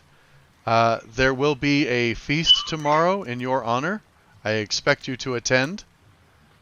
But for now, enjoy the town. It is on me. I will see that your money is no good. So, feel free to visit any of the taverns, any of the temples, any of the shops. Well, okay, you'll have to pay for your own things at the shops. But any of the entertainment in the city is yours. You may wish to check out the House of Desires in the north end of town. Hey, could we get an invite for a Lord Jadarin to the feast? I'm not familiar with the Lord Jadarin. I will put him on an invite list. Yes, if he just presents himself at the gate. Thank you. Okay. Thank you. Nate. Thank you. Okay, they see you out of the keep, and you basically have the rest of the night to yourselves in Penhaligon. What is the plan? What time is it? It's time for lunch. Like just after, maybe 2, 3 in the afternoon. You really have all night. I want to go shopping. Me too. I want to go to the Fletchery. Is that right? Yeah. Arrows. Basically, and the yeah, it'd be a Fletcher. But the in this case, it's also the guy who sells weaponry. It's a general store kind of, but they have lots of arrows. All right. So, as far as any of that stuff, refilling your arrows or rations or any of that, you can just go ahead and refill those now. I do see Gamelon mentioned wanting to a bag containing 47 humanoid teeth, one of which is rotten. I forgot I had that. Probably more now. That's true. So you would like to stop at a temple. This in the evening. It doesn't need to right be here is a temple to Ixion. So we can handle that first. So Gamelon's going to head to the temple. What are the other people going to do? Are you splitting up? Or are we doing this as a party going each place? What do you want to do? We should probably sell as much of the stuff that we can. Yeah, sell. we should probably go together for that stuff real quick. Down. Okay, do you want to do that first then? Just to we'll do shopping, and then like in the evening we can disperse. Yeah. We probably want to grab the scrolls that we want to keep. So, who wants what scrolls? Yeah. So if you want to look through, if there's something you want to keep, drag it to your sheet now. I have 1 potion of healing already. I'm gonna put the. Can you drag the mithril plate armor to your guy, Karnan? Let's see. Where? It's on the party sheet on the inventory tab. That's what I'm looking for. Busy, you can use pretty much any scroll, right? Or do you need to have requirements? No, Busy has to have it on his list. Yeah, you have to have it on your spell list to be able to use it. So I'm actually going through right now to see what I have. So none of us can use Fireball right now until next level? Well, it just has to be on your spell list. You can. Yeah, you could actually cast Fireball right now. From the scroll. Yeah, from the scroll. Is that the graceful plate armor? Yeah. Is that what it says? I might not have identified it. Let me identify it real quick. That's probably why it doesn't say it. Yep, graceful plate armor. I did not identify it. I'm sorry. Sorry. There you go. Mithril plate. What is silver chain with skull? Is that like a literal silver chain, or is that silver chain mail, or what? I actually don't have magic missile. Can you learn it from a scroll, or just use it? I don't know. I'm going to unequip your other breastplate. I'm going to go ahead and change your armor class now. So. None of us can actually use the magic missile scroll. Oh, you know what? It changed it. That's pretty cool. It changed it automatically. So you have 19 armor class. Once the armor gets resized, it'll be 19. It's not even on the. I thought it was on your spell list. No, I thought it would be too, but it's not. Okay. Or maybe I wonder if I get it as an artificer because the spell list doesn't show the special spells for my class. As an hunter list, I mean, it doesn't show the spells. I can. And I'm take the unchecking the darkness if no one stealth else disadvantage because you do not have a penalty with this armor. I actually get Fireball at level 9, but that's a long time away. So, I don't know, Gamlin can take the Fireball scroll unless you want Well, Busy to have it. I was just thinking, as I'm mostly a frontline guy, it'd be better for one of you backliners to have it if you could use it. Sure. That's a good point. By So the way, many 3 of the tools. aren't class of the party now have 19 AC. Just throwing that out there. 3? Yeah, we've been at 3. Is it 4? Yeah, and I'm not even wearing armor. Rubbing it in. Oh, Yeah, I'm at 19 AC as well. It just doesn't show. me and 'Cause you got Stefan back I have a there. cloak. a ring of protection or a cloak. Yeah. Cloak of protection. So, Go ahead. oh, nothing. When we go shopping, that's what I'm looking for. Things that will lower AC. Okay. Raise. You already know everything you can find in Penhaligon. So, Yeah. So I think I may want to go back to that Master of Arms once we're done here at the temple and talk to him about that scale mill that he had. okay. Who had scale mill? Like regular scale mill? Um, I think it was, yeah. oh, I think it was +1. I believe at the Iron Keg he had a magic breastplate. I'm sorry. Studded leather, not scale. Oh, Okay. studded leather. Yeah. What is the silver chain with skull? You got those off of the Hobgoblin just jewelry. Lieutenants. It was Yeah. just jewelry. Jewelry. It's Okay. That's literally a little skull. It's not even like a silver skull. I don't think I can take any of the remaining scrolls. So, Okay. What'd you do? Darkness, I think. I can take Mace can darkness. I take. can take hold person.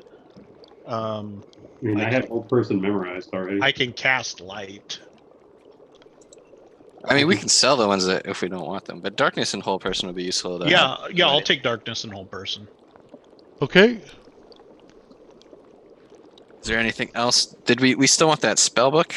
Yeah, what's in that spell book? Do you want to hold on to that on The Mace? spellbook has Magic Missile, Levitate, Hold Person, and Arcane Lock. However, you cannot cast spells out of a spellbook.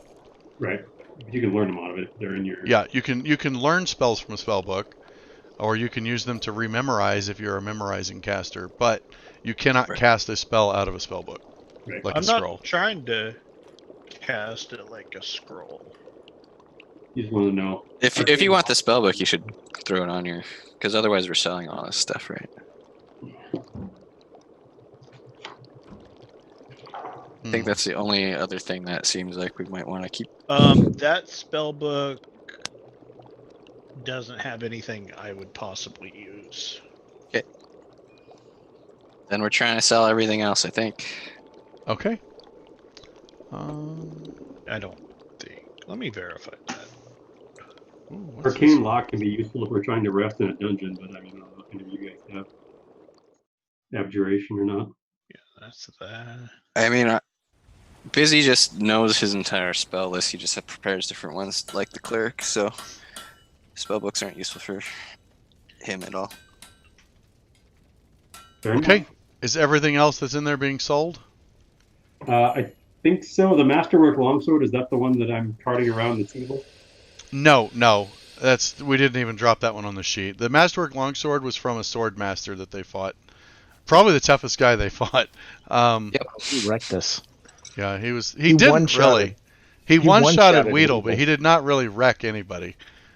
He actually had a very, very hard time hitting. So Busy started talking shit to him and dodging. So Busy did talk Yeah. shit a lot while dodging. So So can I ask mechanics of my class because I'm not 100% on these? sure. So if I got like let's say a +1 weapon and I'm using Shillelagh, that would only work on my melee attacks, right? Not my ranged. Shillelagh? yeah, Wait. +1 weapons won't affect your spell casting. No. Right. Yeah, but like my melee attacks with like a booming blade, it would affect that. Yes. Right. Because you're using a melee weapon to make that attack, yeah. Okay. It should. So then for like my Eldritch Blast, I would have to get a With bonus. To how a does I it thought work with Shillelagh's- Shillelagh? Does Shillelagh summon a new weapon or? No, It you enchants weapon a have piece to of have a wood. club or quarterstaff, and Oh, okay. it makes it magical. And I use my spellcasting, so charisma, to attack with it. Okay, as long as it was a club or a staff that was magical, then I would say it would apply to your shillelagh attacks. But that'd be the only way. Right, but for Eldritch Blast, I would need like a You need a wand. You'd need an arcane focus that works for a Arcane warlock. focus, yeah. Okay. I just wanted to verify that. Sure. What was that arcane focus we found? That was a. It was just a regular. It's focus. just a It regular. wasn't- He could use that as a focus, but not. It's not. Not plus one It's not an enhanced one or anything. Yeah. Gotcha. Sweet. Time to sell everything. Become even more rich. Okay, Well- I'm gonna dump here. Is anyone gonna try and haggle, or are we just going at 50-50? Yeah, let's haggle. Okay, because it could be worse. That's what I'm saying. Get guidance to haggle. Nope, no guidance. This is a long-term project. Who's doing the haggling? And are you going persuasion or deception? Can two people try and help? I mean, Busy won't be part of this. But You could split it. Yeah, you can have two of you trying to haggle. I need to know who's rolling though. I mean, actually, Busy is skilled in persuasion, so he could help. I I mean, got a I'm plus way 5 in better. deception. I have a +5 in deception too. All right. I Mason, think I will. Mason, I I think will Weedall and I deceive. can. You guys are tag gonna go team pull a this con deception. man act. Yes. Like one of you comes in to try and sell it, and the other one comes in. I must have that right now. Yeah. Start counter bidding each other. I hope we did good. So Nace Both roll. did fantastic, Uh-oh. and I'm so good at deception. Weedle did not. So it's going to cancel out. You're just going to get 50. All right. From now on, only Nace does that. Because Oops. I lie. And all one of the them. time. Oh, I forgot to put a value on You one know, of if them. two people roll, the odds are not any better than if one person rolls. If we're going to Yeah. do win-loss. Well, no. So Well, what it my does, if you adjustment roll is based on how well average. you win. So Brian won well enough that I would have made it 60%. You lost bad enough that I would have made it 40%. 40%. All right. Now, I get it. if you had rolled better, it probably would have ended up at like 55. So you're more likely to end up in the middle with both Can of you. you two of share you the negotiating. rolls just for fun? Yeah. So you got a 20. Yeah. And Weedle got a 9, and 15 was the target. And that was a So- plus 5. Yeah, So roll it was a four. bad roll. Okay, So when So- we're done with this Weedall tonight, I'm going to try to give you some pointers. We're Okay. gonna work so on this. from selling, you end up with 1,776 more gold, which I have just split. The perfect number. Yeah. That is Before- ironic with July 4th being right here. It's Canada Day. You can't talk about July 4th Yeah, today. it's Canada. Oh, Day, so sorry. Happy Canada. Sorry. Day. Well, if it helps, I watched a documentary about Canada disc golf today. So Can Nice. you believe he's making up actually, like, there's a course holidays there I and want to stuff? play. By the way, I played one disc golf course in Canada, and it was fucking amazing. Like, I wish I Yeah. could go play it again. And that hit was a also moose? the time that we found out that COVID. the way people park in Canada is not an accident, which was so weird. So What do you you've mean? been to Canada, haven't you, Neil? A number of times, yeah. Okay. Have you ever noticed? So we get to the first day we were there, we stopped at a in an IKEA because there's not one around here, and so we stopped in IKEA, and when we parked, we just noticed like all the cars were at the front, like all of them. No blank spaces, just car, all at the front. And we parked kind of about halfway back because, father-in-law was worried about people digging his car, whatever. So when we went in and came back out, car, all the way back to our car. So we were like, man, that's really weird. Like, it hadn't clicked yet. So the next day we go to play disc golf. And we go and we get there at like 6:20 in the morning. We're all by ourselves because the ladies were like, we're not fucking going to disc golf. You need to play right now before we head to Banff. So we pulled in. We park at the first spot on the lot. We go play our round, which was awesome. This tunnel shot was fucking crazy. Anyways, when we get back to the car, there's like 12 cars. There's probably room for 100 people to park in this parking lot. There's 12 cars, every one of them in a line after us. Like every single one of them. No blank spaces. And we were like, is this on purpose? I think this is on purpose. And everywhere we went, we noticed people always park orderly in a line, all grouped up. And I think it's easy to tell where the next space is. That's the only thing I can guess. But It's because you don't want to block a snowplow. that's a good point. So I don't know. It was weird, but anyways, it was just such a notable thing. We came up and all these guys were just like, "Oh, hey, did you like the course?" We're like, "This was awesome. It's great." And then we were like, "Why do you guys all park like this?" And they looked and they were like, "I don't know. I guess we just do." Like they didn't have a reason, but yeah, I don't have a reason for you. So, anyways, just park close to where you're getting out. You'll never be able to unsee that when you go to Canada. The next closest place. But if you go to Walmart, like people park front, back, side, like all over the place. It's just a big jumble. But like they filled up this row before the next one started getting cars. It was just weird. It's really weird. But it would make it easier for the snowplows, I guess. So I'll look to that next time I go up for the syrup. Yeah, just pay attention. You won't unsee it now. Now you'll be like, damn it, everybody parks like this. All right. They were also more considerate drivers on the highways, which I thought was interesting. So can we try to do the shopping a bit out of order? In case I'm sorry. All right, so shopping. What do you guys want to do? Oh, you know what? The Jade Swan figurine. Left? Oh, I accidentally. So I forgot to put the value of the Jade Swan figurine, and then I just said it weighs 50 pounds instead of it's worth 50 gold. So, but a lot of jade. 25 more gold split up. Okay. I feel like a 50-pound one's worth way more. Yeah, right. It's 50 pounds of pewter, though, so. It's just jade eyes. The rest is lead. So. It's actually Tiff, that white rock they make paint out of. It just gets on everything. All right. I'm sorry. So, you want to do some shopping? There's nothing left. We've already cleaned out this. Yeah, I was going to. So, that's the thing I want to tell you. You guys, you've bought everything. There was a couple expensive items that we didn't get to. Unless there was something you still wanted to buy. I just don't remember what they were. Get Karnan's, I'm going to be honest. If it's not in your notes, I don't remember what it was. It was. I was going to go back and get that armor, but now I've got the mithril, so I just need to get it resized. Oh, that's right. You were looking at the magic breastplate that was going to be like 3,500 gold. So, as far as that, yes, he has worked with mithril before.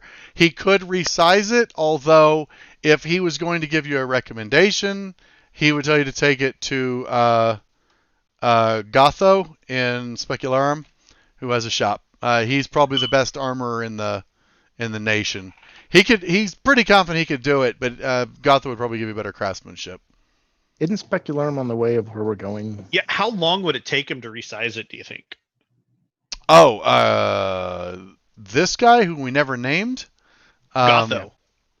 Okay, Gotho, he couldn't speak for him, but Gotho's master armorer. He is hands down the best armorer in the country. He would do it faster than anybody else could. You might need a little sway to get him to do it as a rush job, but... Right, but if you resize an armor, do you think it's like a day or two? Seeing as how Lady Arteris is speaking of you, you Maybe probably she get put that in a sway. good word. Yeah. Yeah. But like to resize armor, it'd probably be like a day or two, right? By the way, is that really your guy's name? The Scions of Stellenford? You put that. No. The blacksmith is asking you, is that really your name? Because that's what everyone calls you guys right now. Because you don't have a name. I'm Weedall. Nice to meet you, Weedall. Stefan. That could be your group name. We're with Weedall.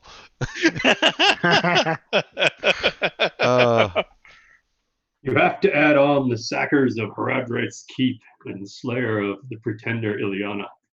By the time we're done, our name that's will be actually 30 pretty good. minutes All right, long. so Gamelan's in charge. The guy's like, you should pick your guy's name, whatever you come up with. So yeah, I could resize your armor. I'd like a week. I'd like a week to resize it. I haven't worked with mithril in a long time. I apprentice under Gotho, but what if it was regular plate mail? How long would it take you? I could do that in a day. That's a little simpler. Consider letting Gotho take a look at that other sword too. We were kind of waiting on that, so might be a good stop anyway. Oh well, I'm not trying to get rid of business, but I would tell you, Gotho is probably the person to resize that.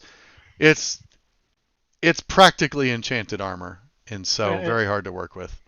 If I'm going to do it, I'll take the armorer's word for it and try and So wait there for was Gotho. a magical breastplate and a 7500 spell guard shield, I think. Yeah, this there guy. was a spell guard shield. But that is still a bit pricey for us, the spell guard shield, unless people want to pool up their money. But, I was thinking about the breastplate. Well, I did work on a set of studded leather. You had expressed an interest in that. Yes. Well, I've been working with one of the tanners, and it'll be finished tonight, but it's I'm not sure if it's in your price range. I think it wasn't before, but I can't really do much about my costs. It's about the cheapest I can sell it. So what was that price? I'm about to tell you, Scott. Okay. Jason doesn't remember. I don't either. Come on, here it is. It is. I believe he wanted 2,500 gold for it. Actually, Yeah, no. I guess he probably wanted 2,000 for it. I feel like there was another mace too, but the one that I got was. yeah, you have There the better was mace. another mace. There was a mace of Vicious was mace. it disruption, or was It was it a vicious mace. Vicious Yes. mace. That's right. And platinum Is is there worth a magic 10, right? quarterstaff or club or? Yeah. I have 329 platinum, which means 3,290 gold. Okay. So you can definitely afford to buy that $2,000 or 2,000 Yeah, I gold. could afford. Studded. I'm gonna do it. It's +1, right? Jason. It's +1 studded leather. That is correct. Yeah. All right. I'm gonna And hand he him. did give us the good tip on Gotho, so. Yep. I'm gonna hand him 2,000 gold. Okay. I will drop the studded leather on you here. It is, I think, worth it to get another point of AC. I hope this works. I don't remember if it will. Nope, that did not work. And I wrote down here that there's a inventory. wand of paralysis for 4,000 gold. That is correct. I do remember that one. So I think Busy's just gonna probably go buy that because that's I a did really not good wand. identify your studded leather. And then he never has to use real spells. boop, He boop. can just use his spell slots for That robots. does seem how it's turning out. I like it. Okay, so when you change the armor Yeah. to equipped, it should change it automatically. It did not. Yes, it did. Armor 3. With full bonus. So you now have 17 Awesome. armor class. And we'll sell him the studded leather for whatever he'll give me for it. Nothing. That'd be part of the 2,000. So. Okay. Awesome. Thanks. Okay. Busy wanders over to the wand guy and plops down 4,000 for wand of paralysis and says, I got more money. You still got that wand of paralysis? Yes, he does have a wand of paralysis. Good This job. is at the Magic Curioso, seeing Sarajev. Yep. Wand of paralysis. What was he wanting for that? 3,000? At least. I wrote Sure. down 4. No, 4. Yeah, it was 4. It was 4. Yeah. I said look at what the spell did again. Yeah, it was 4,000. It's a good spell. Yeah. It's hold person, right? It's actually kind of a cool image. It looks sick. Ooh. Or is it even Brains better on than a stick? Or wait, it's not even hold person. It's like even better than that.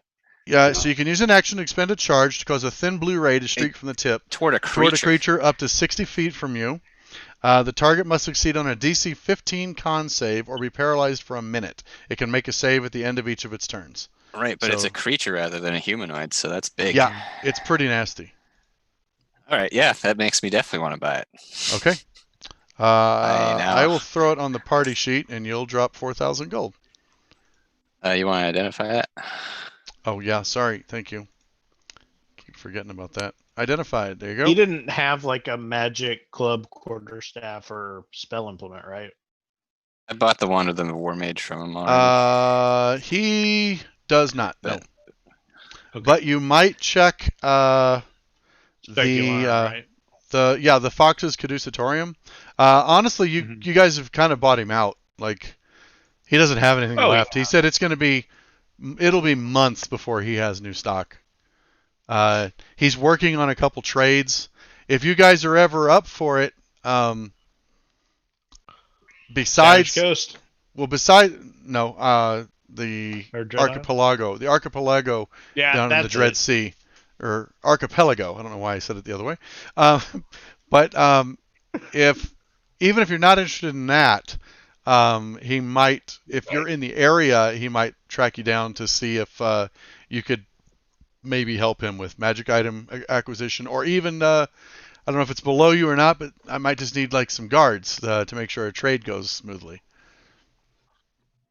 Appreciate. We got a quick errand to run, and then maybe we'll be back. So Okay.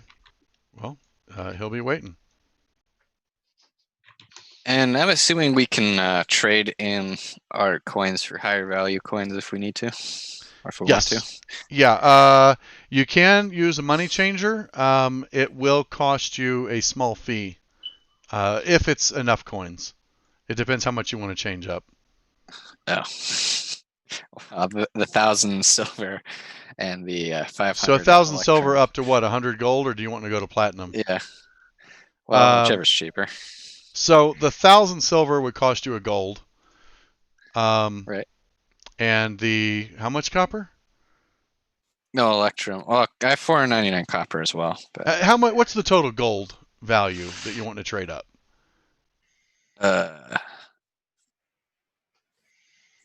I'll have to do the calculations. I'll get back. Okay, let me know once you know, and I'll tell you how much the money changer will charge you for it.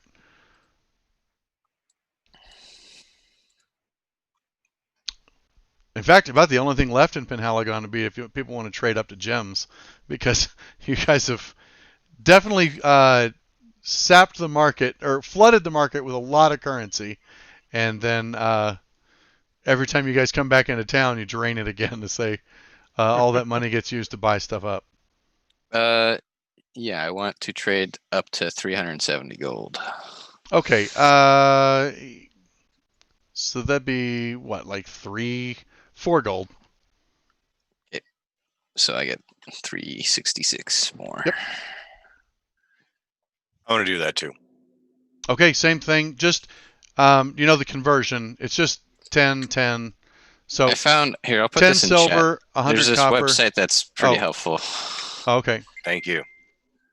But anyways, total up how much it is, and the money changer charges 1% rounded up to the nearest whole number. So everybody can do that if you want to change your money up. All right. Do what to that? So I'll look at your sheet here, Gimlin, and I'll tell you. All right. So on your inventory page, you've got 492 copper. That's basically 5 gold. 914 silver. That's basically 91 silver. So you're up to what, 95. And 494 electrum, which is 247 gold. So 95 plus 247. Okay. So whatever that number is, what's that up to? That's 312. Okay, so 312, he would charge you 4 gold to change that up to just gold pieces. So you could get rid of all 3 of those and just give yourself 308 gold. 366. So he'd charge you 4 gold. So, and you would get 362 added to your gold and get rid of the copper, silver, and electrum. Thank you.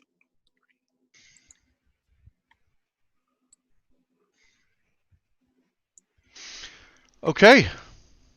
Any other shops or anything you want to do? Places you want to go? I need to find or is it time to split up? Lord Jadarin. Okay. Are you guys going as a group to find him? I was just going to invite him. It's nothing special. Okay, so you're going to go find Lord Jadarin. What's everybody else doing? I'm just going to go to the inn. Yeah. Okay, so you'll be going to my room. Anybody going to the inn can also just be there for Jadarin. Gamelon, you wanted to go to the temple, I believe. Yep. Okay. Karnan, busy. Busily in the inn. Okay. Yeah, I think Karnan will be in the inn as well. Just Okay. kind of So, hanging out. Gimlin, while everyone's heading to the inn, which, by the way, is this big honkin' building right here, while everybody is going to the inn, you stop at the temple to Ixion.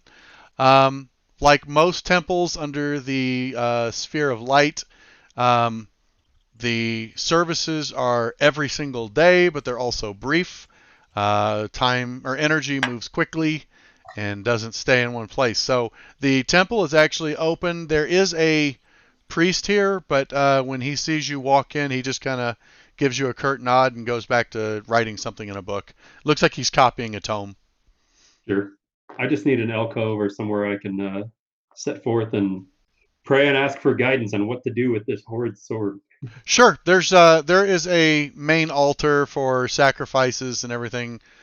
Typically animal food, stuff like that.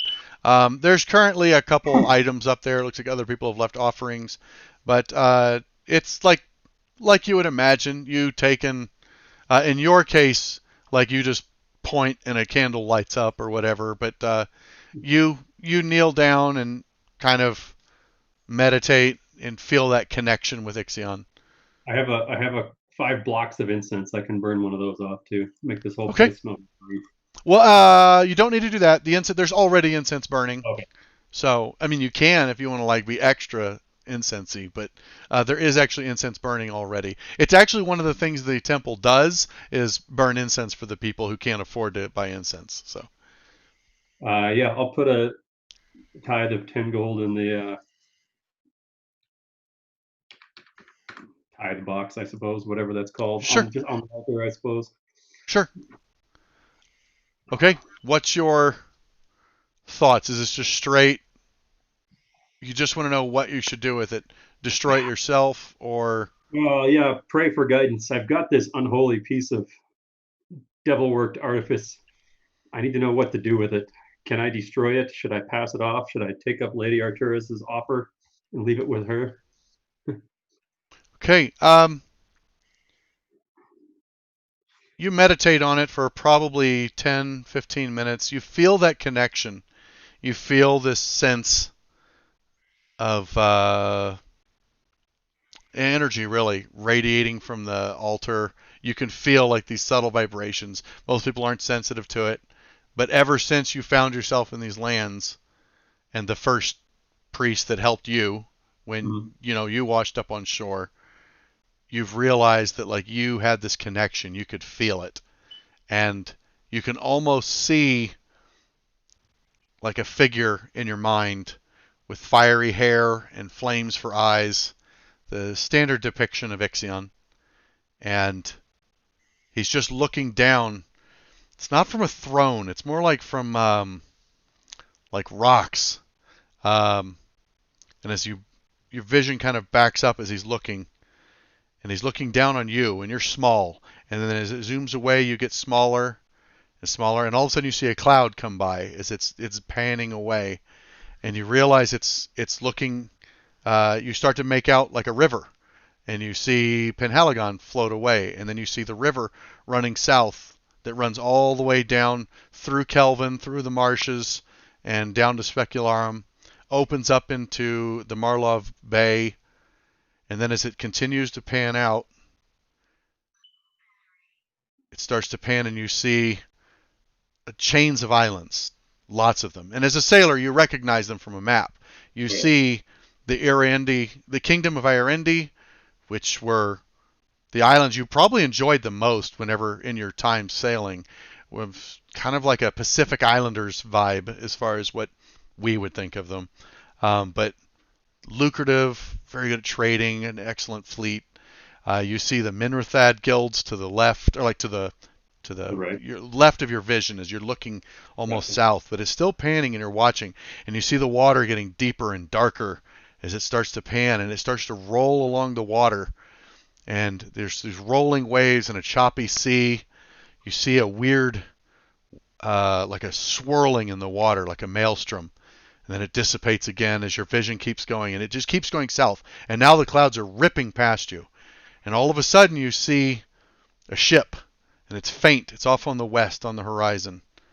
I'm sorry, west. You're looking to your right, and you see it moving, and it's moving south, and it's you can see another ship far behind it, and you see little dots moving from the ship in the back to the ship in the front, and the ship in the front has like there's a black flag ripping in the wind. It's moving so quickly, but there's traces of blue on the flag. You can't make it out, but you have this image that you remember of a black flag with blue traces when your ship was attacked.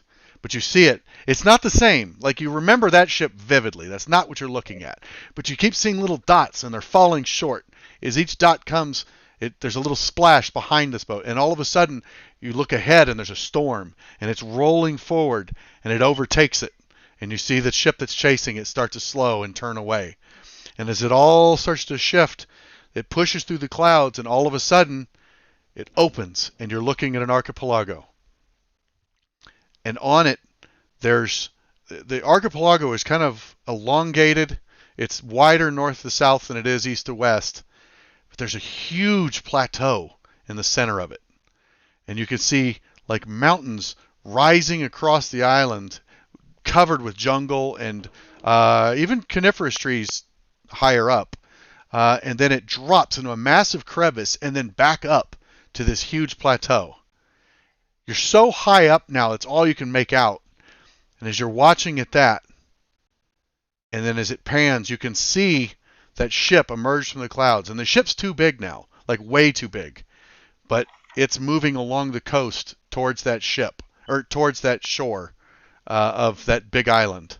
And then as it continues panning away, all of a sudden it starts to zip back, and it starts to come ripping back towards you, and all of a sudden you see the water's ripping by, the little maelstrom whips by, the clouds you've sunk back below them, and now you see the Irendi Islands, the Minorthad Guilds, you see Specularum, you're whizzing up, and now it's just a blur of trees as you're following the river, and then all of a sudden you're back at the top of the altar looking down on yourself, and you see yourself standing and walking, and the sword is just sitting on the altar.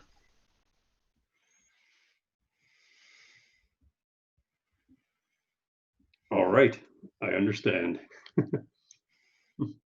And then your vision stops, and you're there.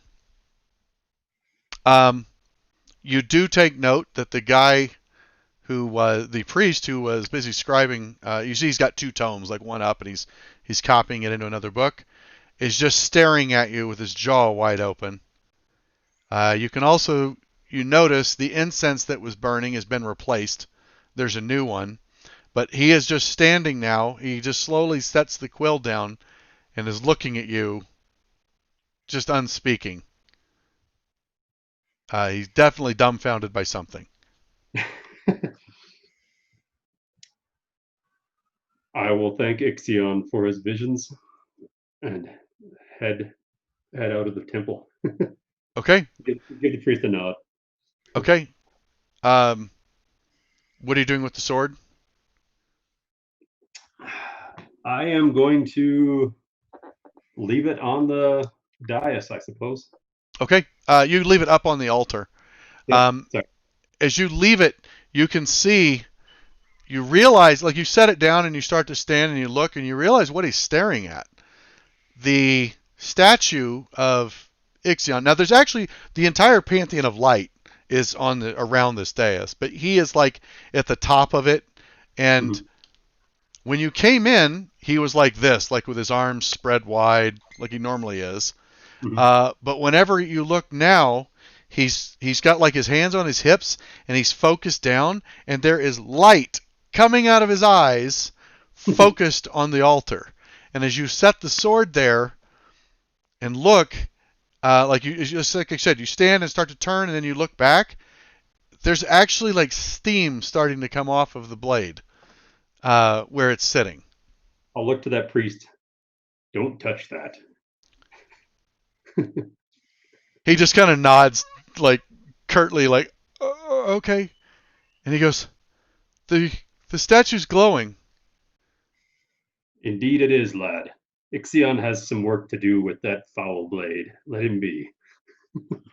You were glowing. That happens. Okay. Blessings upon you, brother. Blessings upon you. He stutters over it, and you walk out. Walk out, As walk you back there, snap, As you crackle. walk out, once you get outside, you can see the bell that they use to ring for services is actually glowing a little bit. Not like a beacon, but it is casting light. There are quite a few people pointing at it right now, just like, are you looking at that? So, yeah. If you are lost, friends, seek guidance inside. Oh, man. What a shyster. Okay, no, actually, you see like a guy who's walking by and he's kind of looking down, and you can see he's got like cloth wrapped around his hands. You can tell by the way he's walking, he's probably got somebody else's purse in his jacket. And he kind of looks over and he looks at the thing, and he goes, and he shuffles inside the church. Fair enough. Well, I'll walk back to find these guys. Okay, so while he was doing that, you guys are at the inn. When you get to the inn, you inquire with the innkeep as to Jadarin. He said that he is still staying here, but he has been out on business today. He didn't say when he would return, but he is not here at the moment. And the feast was the next day, right? The feast is supposed to be the next day, yeah. Can you just deliver a message that he's invited to a feast with Lady Arteris Penhaligon tomorrow? He just needs to arrive and provide his name, and he'll be let in. Sure, that would be my pleasure. Thank you. Okay. Toss him a gold. He's Get a super little happy tip. about that. Yeah, he's super happy about that. Actually, no. He takes it and he goes, this is no good, and he slides it back across the counter to you. Hey, it's good for someone. I'm just gonna leave it. You see him he kind of looks around and swipes it back. Okay, yeah, you guys, meal, beds, all that's provided for. Is there anything else you guys wanted to do, or anything else you guys have interest in? He gets a sweet massage somewhere. There is the House of Delights. Would be like if A very sweet massage. right. He's not looking for a happy ending massage. Just a Well, the House of Delights has a wide range of services they provide. He's getting busy. Okay, so He doesn't have Busy to be. will go get a massage. Anybody going to the House of Delights with him? I realize I have to go to the Fletcher as well to recoup my. Oh, arrows. that happened. That was just kind of everybody That'll stopped at the general happen. store. Yeah, you can just fill your arrows back up. No, Weedle's tired. He's going to bed. Okay. Anybody else? Having a good meal and going to bed. Okay. What am I looking for? Oh, I'm supposed to eventually at some point find like rare inks to inscribe stuff in like my little tome. Oh, sure. Do they have that somewhere? Yeah, actually, the Magic Curioso can provide supplies for creating a tome. I have a tome. I would just need to inscribe stuff. I mean, supplies for like inks, parchment, binding, anything you need for making a spellbook and or tome. He'd have the materials. Okay. Okay. And how much inks can I get? How much ink do you need? Is a better question. Well, it just stays good, right?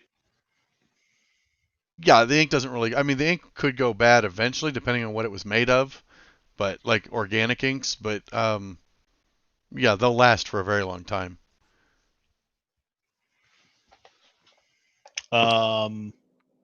3 gallons. What about like? Well, he doesn't have 3 gallons. Right. I don't know. He might have 3 gallons. I think Can you about give it. us an What about inkling of how 250 much? gold pieces worth of ink? Would you have that? That's like 10 vials, isn't it? Something like that. Isn't a vial of ink like 25 gold? Or is it not These that are much? rare inks.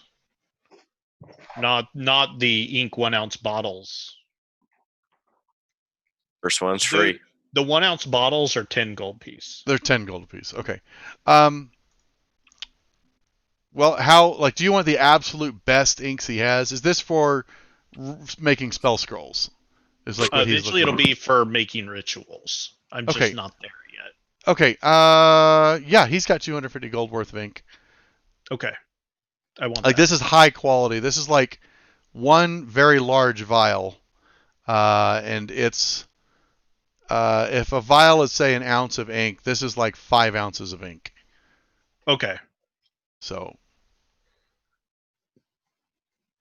Yeah, 10 gold for a standard 6. ink. It's 6 ounces of gold, or 6 ounces of ink. It's 25 gold an ounce. But it's the highest quality ink he has. That would be 10 ounces. Oh, you're right. That would be 10 ounces. So he's got 10 ounces of ink at 25 gold a pop. And this ink is like, this is what he uses for creating spell scrolls or inscribing runes on objects. So Yeah. it's the best ink he's got. It is made from quite a few different inks, including giant squid ink. It has a shelf life of several years, though. Yeah, that's exactly what I want. Okay. Yeah, so 250 gold, and you can add that to your sheet, or I can create an item for you. Okay. I'll add that to my notes to make an item for you. Okay. Make Brian 250 gold, 10 vials of enchanted ink. Okay. So, if everybody else is checking in, then Busy will head to the House of Ill Repute. Don't tell him that since he's not here. And then, he heads to the House of Delights, gets a nice massage, and I actually need him to make a perception check while he's there. So I'm going to roll for him because he said BRB. Skills. Oh, he's not a great perception. That was a pretty good roll, though. As he was like moving in to disrobe and get up on the little table, it's like a little cute table they have for him, as he was getting his massage, he spotted Lady Arteris being snuck into the House of Delights. Like, he just caught, as she was coming in, like, she was coming in a back door, and as she was sneaking in, like, the wind blew her hood back, and he just saw, like, the side of her face, but he is positive he saw her being snuck in to the House of Delights. She was definitely looking like she did not want people to see her going in. Yeah, lady's got to have her fun. There you go. Which ladies? Yeah. So, unless John tells me otherwise when he gets back, I'll assume he gets his massage and he heads home or back to the inn. So, by dinner's done, you guys are wrapping up. I don't know if anyone's like hanging out, having a drink, whatever, listening to the bards tell stories. Okay. There is I'll hang actually entertainment. There's a guy playing a lute in the corner. And then, oh, you know what? I missed it. I had a nice tavern ambiance. Oh well. Here, we'll do the quiet tavern. Tipping well. Yeah. I'll definitely hang out with the bards and tell stories of the lands they've never been to. Nice. So, yeah, actually, you could get quite a captive audience telling stories about the Savage Coast, or even just sailing adventures. But while you guys are all talking, you do actually see there is a little bit of a bustle, and the doors open at the front, and you see a familiar-looking man wearing a worn traveling cloak step in, kind of stomp his boots a little bit, and take off his cloak, flop it out the window, like out the door, and then hang it up on a hook, and look around the room. You see Jadarin, his beard looking as well groomed as ever, kind of pulls at his beard a little bit and looks around, sees whoever's down in the common room, and kind of nods and strides over. On his way, he expertly, like, he doesn't even look. He just like points at a barmaid and like this, like, however many of you are at the table, 3, 4. I don't know how many of you are still there. I'm there, so. Okay. I said I went up to I'm my tapping room, him on the so shoulder. I'm gonna Nice. stay with that. John, during her handy, you saw Arteris getting. You saw Lady Arteris being snuck into the back of the building. She had a hood up, like a great big hood, and the wind blew, and it kind of blew it back, and you saw her face. She seemed rather upset that it happened, but you did catch her. You don't think she saw you, but when she came in, she was being shuttled down towards rooms where you heard a lot of noise, like sex noise. So, Like sex noise. yeah. I was trying to think of an eloquent way to say it, but no. You heard people banging down that hallway. You're pretty sure you saw her get snuck into an orgy. Lady Arteris, the leaders do what they want to do. Yeah. That's fine. Busy. So, go ahead. Definitely didn't ask for a happy ending massage. No. You just got. They had a cute little That's booster table on top of the table. Yeah. You got there. You got a massage. You left. Everything was great. Ruling a city-state is difficult work. Everybody needs their own stress relief. So, while that's happening, though, Jadarin shows up. It sounds like all 5 of you are still there and haven't gone to bed yet. So he points at the lady and he's like 5-1, and then it keeps going.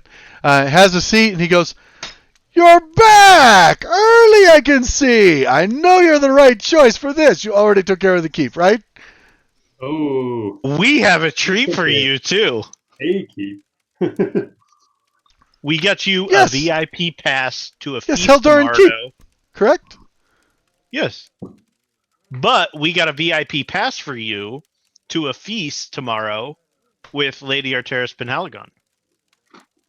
Get out. Boom. How did you do this, really? Oh, Tell me. the keep. Well, I am impressed. So, well, this is a problem, though. My boat, it's not going to be here for days. That's all right. Okay, I thought maybe we could get it going. How long would it take to get the Specularum from here? A couple days. You probably, you might be able to beat the boat there. Well, you could also book passage with another boat heading south. So could you get in contact with your boat after the feast tomorrow? Maybe rest up. We leave the next day because we need to do a couple things in Specularum, and maybe we could just leave from there. That works. They could stay out longer, maybe get a little more. Okay, we'll have to go talk to Saragev. Do you know him? Do we? He's the You magic guys know Curioso guy. Saragev, Magic Curioso. He's the proprietor. Oh, yes. Oh, I gotcha. I will talk to Saragev. Maybe send a message today. And we stop them. You meet them in Specularum in see. I'll take care of that. Okay. So wait, what's this feast? Feast tomorrow. What's the feast for? Oh, nothing much. We handled the keep. Defeated the That's what it's for. pretender. And Lady Arturo would show us her gratitude. Hell, hey, That's all she shows us. she's I hear she might really show you some gratitude, if you know what I mean. I do not. Oh, okay, never mind. I'm probably talking crazy. I'm just talking crazy. What do I know about? Okay, so so I see you tomorrow. You're not wearing that, are you? What do you mean? Oh, no, come on. No one that Jadar and Karan is representing can show up like in these clothes. You look so sloppy. You must go to the tailor tomorrow. We'll find you some good clothes to wear, okay? Yes? Yes. Okay. Thank you. Right about then, he stands up with impeccable timing as the barkeep is walking up, and he just swipes his glass and heads on over to up to the stairs to go upstairs. Wait, Jadar, we may need to talk about time frames in Specularum. He comes back and he sits down. Do you understand what a wonderful exit you just warned? I am just inconvenient. We may need a couple days in Specularum. Get some armor fitted appropriately. That's why we're heading there. but it should speed up the boat travel because we're already going to be that far south, right? So overall, it should work about to the same time frame. Okay, yeah. So, downriver, the boat trip will only take like a day, if that. We can negotiate travel by boat down the river. Well, too. we will try to get it hurried through. Okay, So so that we're way just we're still good to planning go on ASAP. we're still planning on 10-day. We're just leaving from Specularum. Yeah. That's Okay. the hope. Yes. Yeah. By the way, we're trying to get that to be a thing, 10 days. So just keep using it. Yeah. All about the 10-day. Okay. The 10 Good. day and the feast. Not I'm quite going to leave now. Anything else? I'm ready for the next best exit I've ever seen. Okay. Yes. No pressure. I've changed my mind. I'm going to the house, if you know which one I'm talking about. So awesome. he kind of points at Busy. He's like, wait, Busy's not there yet. Never mind. Shit. I was gonna say, because Busy's gonna come back smelling all perfumed and oiled up. So he gets up, starts towards the stairs a little bit, and turns and goes out the front door. Takes his mug with him, by the way. You see the barkeep looking, just shakes her head. It's the 5th mug this week.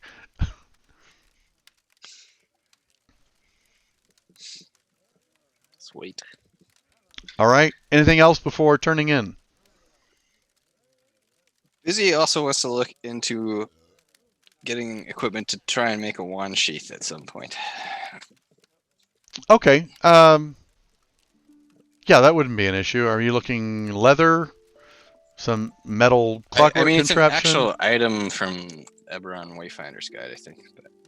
And he'd be putting his Wand of the War Mage in there, and then it kind of holds it, and then you have a free hand, so that you can easily use other wands. Oh, I see. I like it. Cool.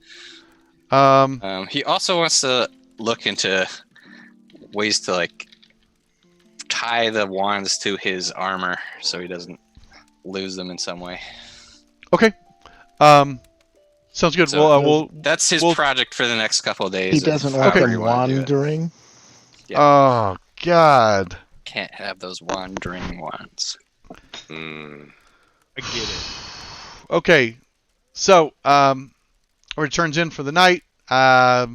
Uneventful. You wake in the morning, get your breakfast, ready to hit the town, do whatever you guys want. The feast starts at noon.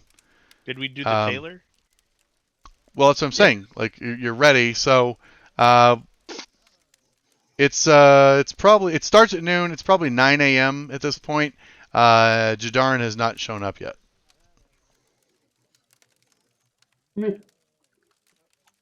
I'll put on my finest coat of paint.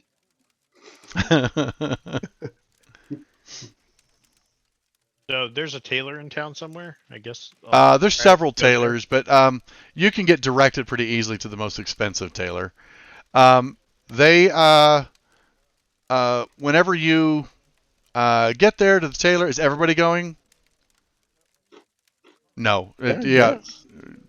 Okay. Everyone but Not- Gamelon? Gamelon's like, no, I'm good. Wait, Weedall, we can make you look good, buddy. Oh, I'm there. Okay. All right. Oh, you so, can probably get a feather hat. I have a feather hat and probably get the feather replaced. You could get a new feather hat. A new Exactly. feather. I'm all over it. Maybe a dress shiny band. Oh, that would be awesome. I got So, to get I wanna fully go in outfitted looking in like the dazzling. best clothes they have, which would be silks and velvet and fine coats and stuff, would run each of you about 15 gold. When you arrive, the tailor is expecting you. He said that he talked with Jadarin the night before, and he indicated that you would be coming by. And he's already got some outfit ideas out for each of you. They all are pretty loud and garish, but probably appropriate for Karamikan court. Sure. It's always good to have a fine set of clothes. Yeah. Clothing. When in So, Rome. 15 gold. I'm going Okay, to yeah. subtract 20 because I'm getting totally bedazzled. Okay. Basically, you pay an extra 5 gold for like sequins and like the biggest feather in a hat they can find. Like you've got like a giant ostrich feather sticking out of your cap. Like it's crazy. I look good. You do look really good, so. I want to pay Terrible. extra for looking a little more subdued. Okay. You pay extra to get him to use the colors you want, which are definitely more toned down, not quite so loud. And you find that you do like the sash. Like, he gets you a sash, and you're like, all right, I get why people wear this. Like, so they get you all decked out, and you're ready to go. So, like I said, 15 gold unless you paid extra. Karnan, they definitely go with this. Tailor is definitely up on elven design. You get a thing that's a really flowy tunic with a belt. It's simple, but it's made of really fine materials. It definitely embraces elven fashion. I like it. Nace, you get a thing that basically chokes you, but like you feel like, man, I look good in this. So it's the first form fit thing you've ever worn in your life. You're normally used to baggy sackcloth pants and cloth tunic that your mom made, and so this was pretty nice. It's all made of really fine, super high thread count cloth. It's got nice billowy sleeves. It's got a little short coat that goes over it. Like, this makes the clothes that your brother and at least ex crush were wearing look like garbage. They might as well have just rubbed mud on themselves to go. So definitely no one in your family has ever worn clothes this nice. All right. Anything else before reporting to the keep? We need Busy's outfit. Busy would just have a thing that honestly looks like children's clothing. Like, just picture like a little blue tuxedo for a child, and that's what they Do the animals match colors? There's no animals on He's it or anything like definitely that. got a bow tie. Yeah, absolutely a bow tie. So. Yes, I will clean myself up and repaint my sigil of Ixion. Okay. Appropriate stuff for me to be looking Yeah, it nice. definitely looks great. Anything else before reporting to the keep at noon? Okay. So, you report to the keep, and no. So, when you're coming up to the keep, the portcullis is up. You can see throughout the day, you've seen a couple carriages come in. There are currently 5 carriages parked inside the inner walls of the keep.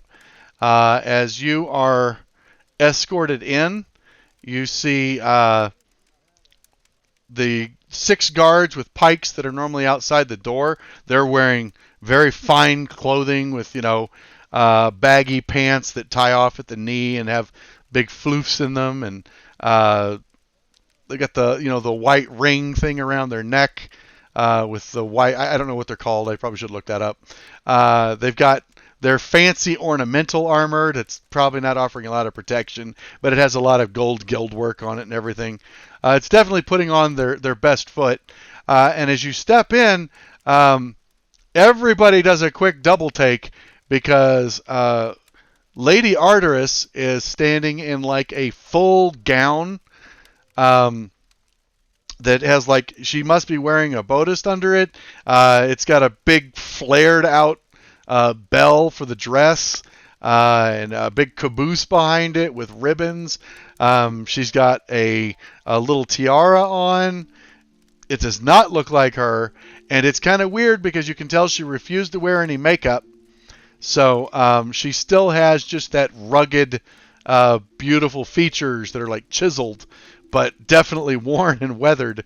And you're pretty sure whoever came at her with foundation got their arm broken. She does not look happy at all. But when she sees you, she immediately just bursts out laughing at the sight of all of you. She actually looks at Stefan and kind of winks like, hey, I like the tone down there. Anyways, she gives you a little curt wave / salute, and you're announced. They're announcing like each party as they come in, and so as the up ahead of you, you hear like "Dot, dot, dot," and you recognize the man who steps out of the carriage. It's Baron Sherlane, and he is introduced as the keeper of Threshold and aide to Penhaligon, to the Penhaligon estate, blah blah blah, and they escort. He moves on through into the keep after she gives her a curt bow. The next group comes up. They introduce Lord Kelvin, the master of the Baron of Kelvin, which is to the south of you guys. It's the first city you hit before you get to Specularum. And he steps out. He has rugged, thick, kind of shiny black hair. He is tall. He's over 6 feet tall. He's got a full, very trimmed beard, dressed elegantly. And he comes up, gives her bows to her, goes in. And then it's your turn. And the man looks to you and he says, "How do I introduce you?" And he's looking at the thing and he goes, Gamel wrote it down. Okay, he's like, "This is just your names." Okay. So he turns and he goes, "Okay, he's like, "Ladies and gentlemen, I now introduce to you the scions of Stalinford, the sackers of Heradrate's Keep, the usurpers of the Pretender Queen, Ilyania."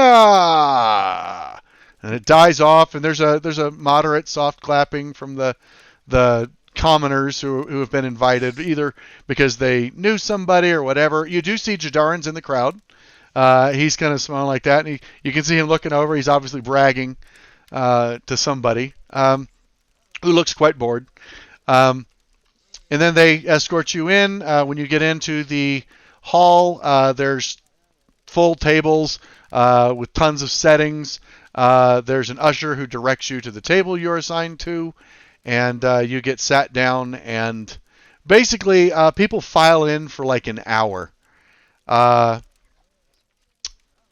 You can kind of see the door from where you guys are sitting, and so as you're watching people come in, you kind of comically notice that as like every 10 minutes or so, Arturus pulls something off.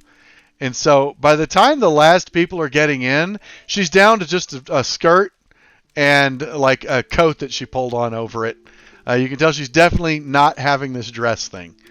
But like she apparently at some point, you see her like reaching around and she like pulls out the big frame that's under the dress, so it just finally lays flat.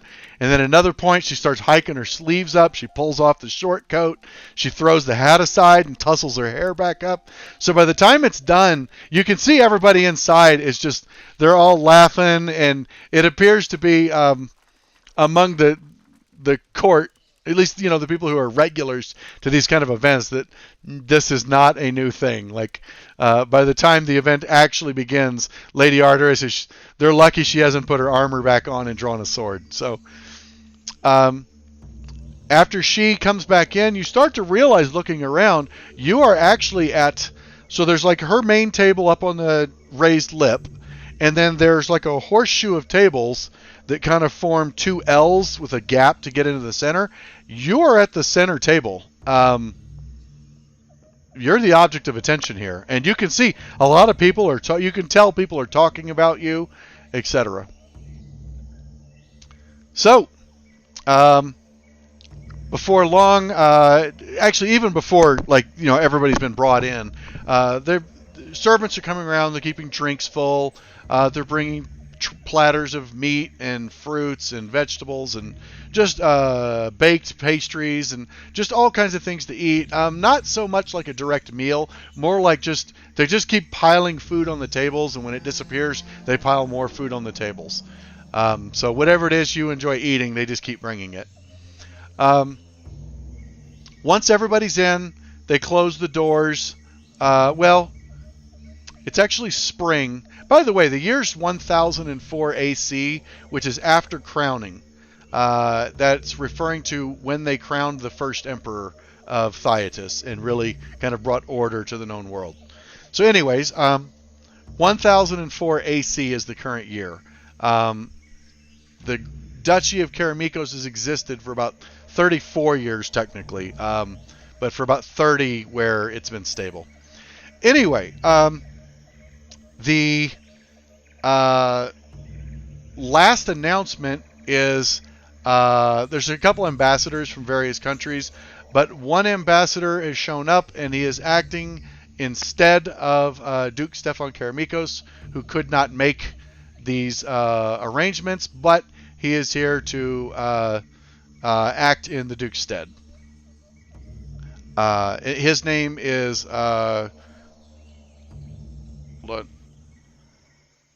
really? Okay.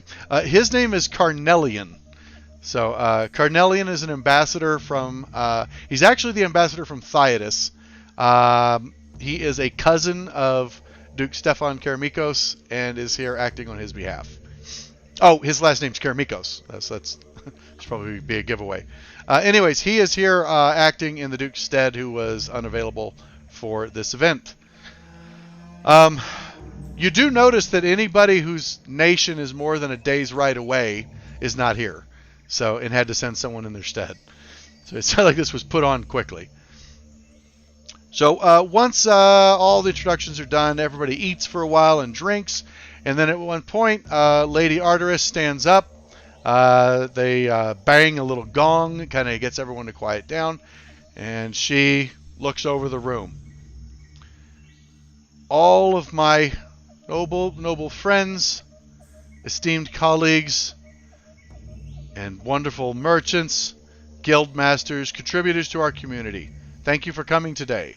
There's a bunch of here's people thumping on the table. We have gathered for this in order to honor the adventurers you see before you. And you can see everybody's arranged where they're facing you. It's like they have brought peace to our communities. They have ensured that the rightful lineage of Penhaligon will continue and stopped war from coming to our walls. Were Penhaligon to be attacked or forbid it fall, we all know that it would cascade from there. They've done so much already that it is shameful that we don't have more of a reward for them. But we are all gathered here to offer the recognition that we can. I'd like to introduce you to what I know about these people. The first one is Stefan. Could you please stand? So, Stefan rises up. She looks. She kind of smiles at you again. You catch a little wink. She says, Stefan was a scout for the Duke's forces. He spent many years in the Black Mountains, the Wolfwold Hills. I assure you, by his hand, many a goblin orc have died. And he was the sole reason that the 4th Legion was not wiped out in an ambush, despite it costing his own squad dearly. As I feel that when you left the Duke's forces honorably, she kind of calls out, eyeing anyone to dare them to say something. I feel that the compensation you received then was unjust, and we will see to it that that's a remedy tonight. Thank you, Stefan. Thank you. I give you Gamelon, and I am proud to say I have done what I can to find out what I know about him. Gamelon is a sailor from a faraway land. He was known as the Savage Coast. You see a couple people kind of nod like, oh, I've heard of that place. Wait, that's real? We don't know what brings him directly to us, but we do know that he was loyal. And I have spoken with one of the members of his crew. Gamelon found a calling with the Church of Light Ixion heeds his call. I have on good authority that Ixion does heed his call. Anyone who watched the church last night. By the way, you do find out the church glowed for like all night. Like it was morning, the glow was finally dying down, and there is a stain, like a black stain, on the altar where the sword was. That sword was. It's gone. It's just completely melted and like turned to ash and burned into the altar. Is it? So, I have definitely learned that Gamelon is a man who solves problems when he sees them. Woe be a problem that stands in his way. Thank you. She motions to Karnon. Karnon hails from the Alfheim Kingdom. He comes here as an adventurer, and I must admit, I know very little more than I knew when I first saw him. However, I have spoken with some of the elves of the Kalari Forest, now known as the Dimrak. She says that with a bit of disdain. The Dimrak is what the Goblinoids call that forest. I know that he spent a few years there helping them with their foresting efforts, and then suddenly left. Disappeared, and the next we heard of him was his accomplishments in Stalinford. I thank you for your service. You are as mysterious as any elf I've ever met, but I also, from what I have heard, you're quite deadly, and I'm glad you're on our side. Thank you very much. She motions to Weedall. I don't know if Weedall stands. I don't want to assume. Sure. He'd be licking his ass or something. Like, what? And pulls off his hat. Okay, yeah, big flare. Woof, woof, woof, woof. Yeah, absolutely. That actually gets like a couple people applaud. They're like, yes, yes. Not in a mocking way. Like, they seem genuinely impressed. She says, I learned of Weedall's race yesterday. He is a Rakasta. Now, anyone? You see a couple people kind of nod, like, I know what a Rakasta is. He says, he comes from a land far, far to the south. That is a legend. But I don't know why he's here. But I am thankful. Apparently, Weedall is the master of dispatching the arcane practitioners.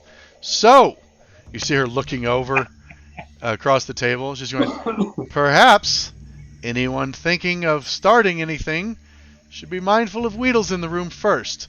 You can see she's looking directly at like one guy who looks he's kind of glowering, like, what the fuck? Why is she singling me out? But I also understand that Weedall comes from a place another place that we don't know of. The only rumors I've heard is that you came from Luln. That's the last place I could find reports that you were seen.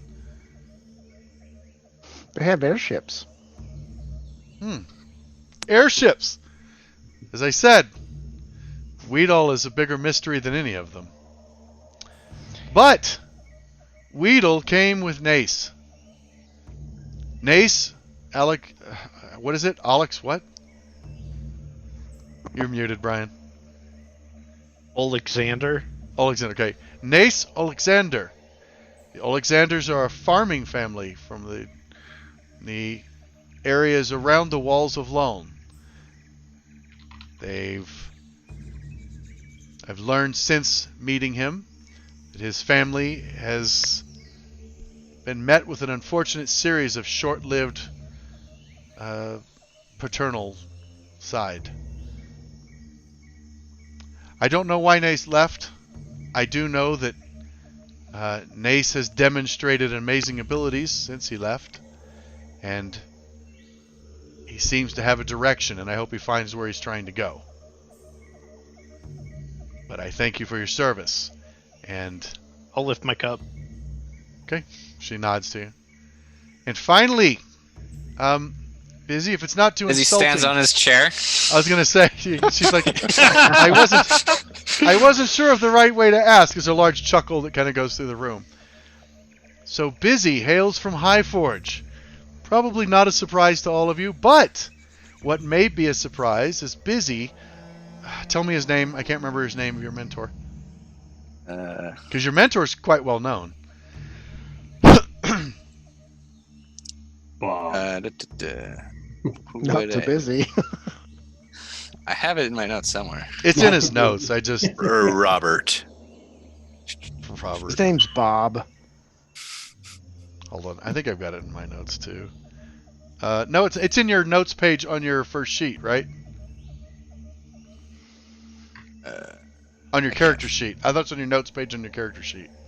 I have a greatly admire Fenwin Fazelbanger, if that's what you're talking about, but that wasn't his mentor. His mentor was someone else. I sent that in the Facebook message, unfortunately. Where it is. Okay, no problem. She no, says his name. No. It's Namfoodle Noctonic. That's it. Okay. He is apprentice to Nanfoodle, only to surpass him, I've heard, and has 36 relatives. Apparently, the gnomes have very large families. I was not aware of that, but it's been... okay, no. Okay, apparently they're extended family... It's very confusing. So, it's a large clan. Okay, he has a very large clan. I am really doing terrible at this. These are terrible notes. Okay, Busy is a genius. You can see the handiwork of the contraptions that he builds. He's apparently a master of clockwork, and if I'm to understand correctly, is aspiring to travel to the Sky City someday. Oh, yes, every gnome wants to travel to the Sky City. Very interesting things happen there. Yes. So, I give you our adventurers. And what I grant to you today still isn't enough, but I have drawn up, she has handed her this big scroll, she rolls it out. This is a deed for land and title. It's been agreed upon. You will have a domain. It's nestled in between Kelvin and Verge. It is a supple land. It's definitely arable. There will have many room for settlers. There are some hamlets which will fall under your sway. You will gather taxes. And we hope you will build your guild house.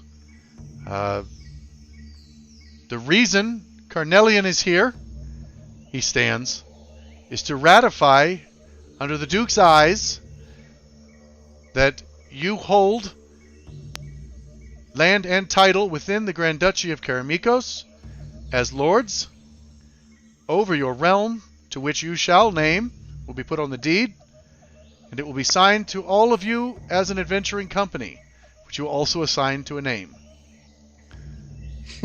Or sing a name on us now. Or sing We names thank on you. adventuring party. Yeah. We thank you for your service to this kingdom. These lands are yours, here and forevermore. Their hereditary status will be up to you to determine. And this is our celebration. And then she raises a glass. Everybody stands and so witnessed. And then everybody drinks. And you guys now have land and title, which I'll draw up for you. Good God. Woo. And I You turned to basically Nancy have and an said, area that's about "Hello, 8 Lord miles Nance." across.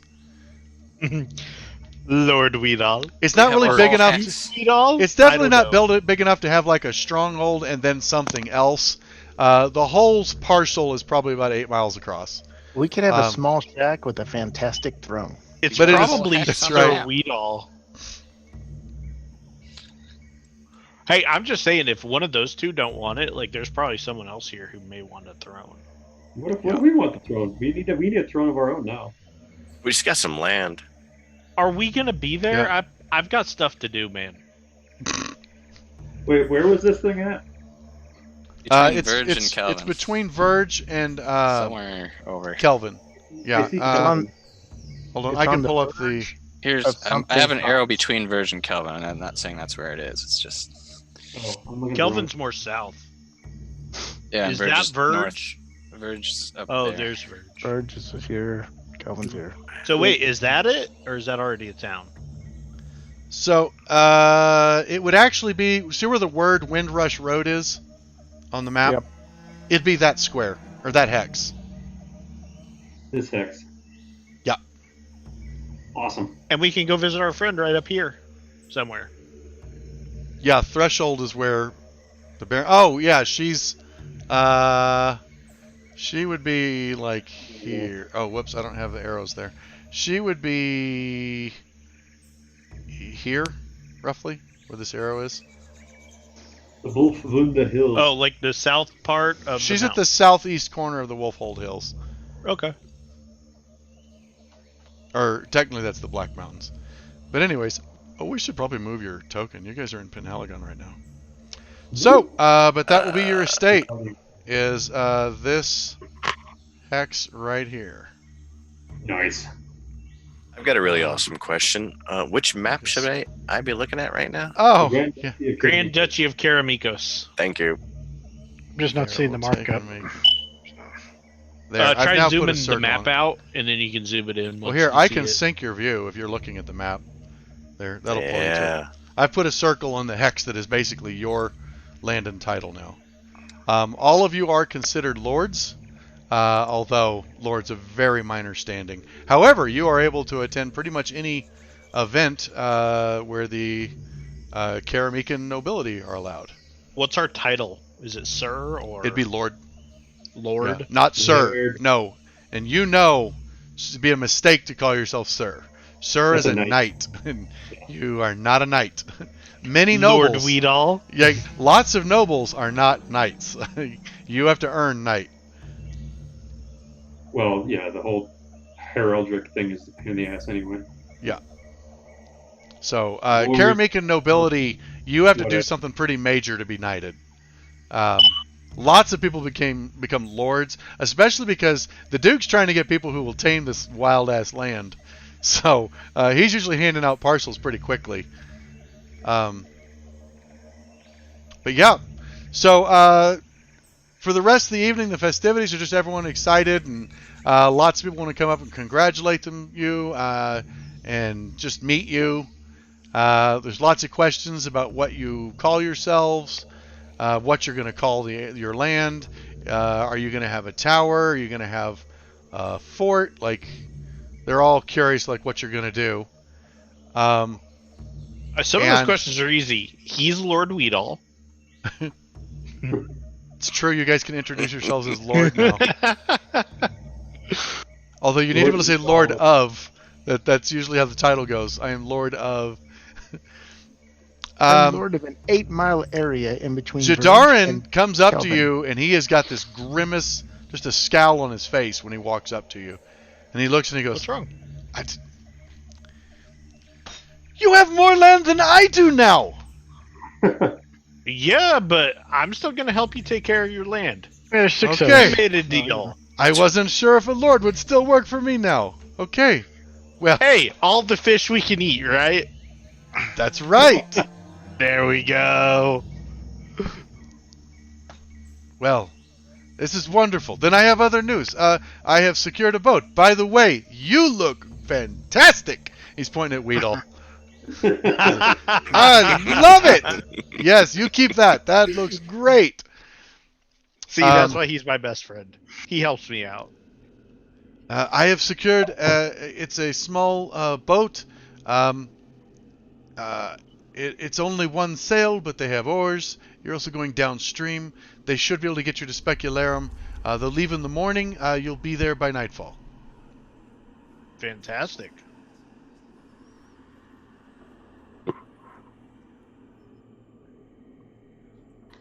What's Windrush Keep? That sounds really familiar. Well, you put us on Windrush Road, and our circle's like right on Windrush. Oh. I think there is a Windrush Keep. I should just point that Okay. out. There might actually already be one. But hey, It you guys won't could have be a as war. grand as ours. You could have Look a at our war circle. for naming rights. So, all right. Keeps are very expensive, but it would be awesome if you guys end up building a keep. Okay. So, anyways, he says, well, we'll get you there in the morning. We'll have you in Specularum by nightfall.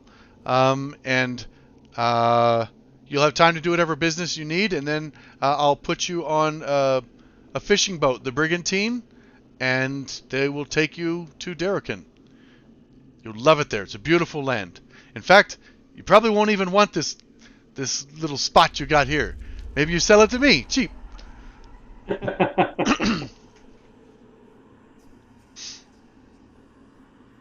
All right. Not for sale. Nice. And we're going to stop right there with our new Karamican nobility. You guys got to come up with a name. Remember, in Messenger, we've got the Watch for Falling Meteors group. You guys could all propose names there. I will be proposing a lot of names there this week, so keep an eye on it. Just have your stream name us. Your DM. Oh, that'd be a good idea. I don't know if we have enough viewers for sure. We don't even know how many viewers we had today. But yeah, that'd be great. Streamers, YouTubers, anybody interested, throw up names for the adventuring party. They actually need names for where they're going to live too, their domain. They've got a parcel of land 8 kilometers across adjacent to the Windrush Road. So names for there would be great as well. This stream will be up tomorrow or probably tonight on YouTube, and we will be back here next week, Wednesday, 7 p.m. We'll also have a MechWarrior 5 horrible gameplay on Friday, and I'll probably do a DM prep on Tuesday if you want to get on and just talk about either the campaign or D&D or race cars or whatever. I'm a big fan of watching Cletus McFarlane for some reason lately. So we will see you guys next week. Thanks for tuning in. Bye-bye.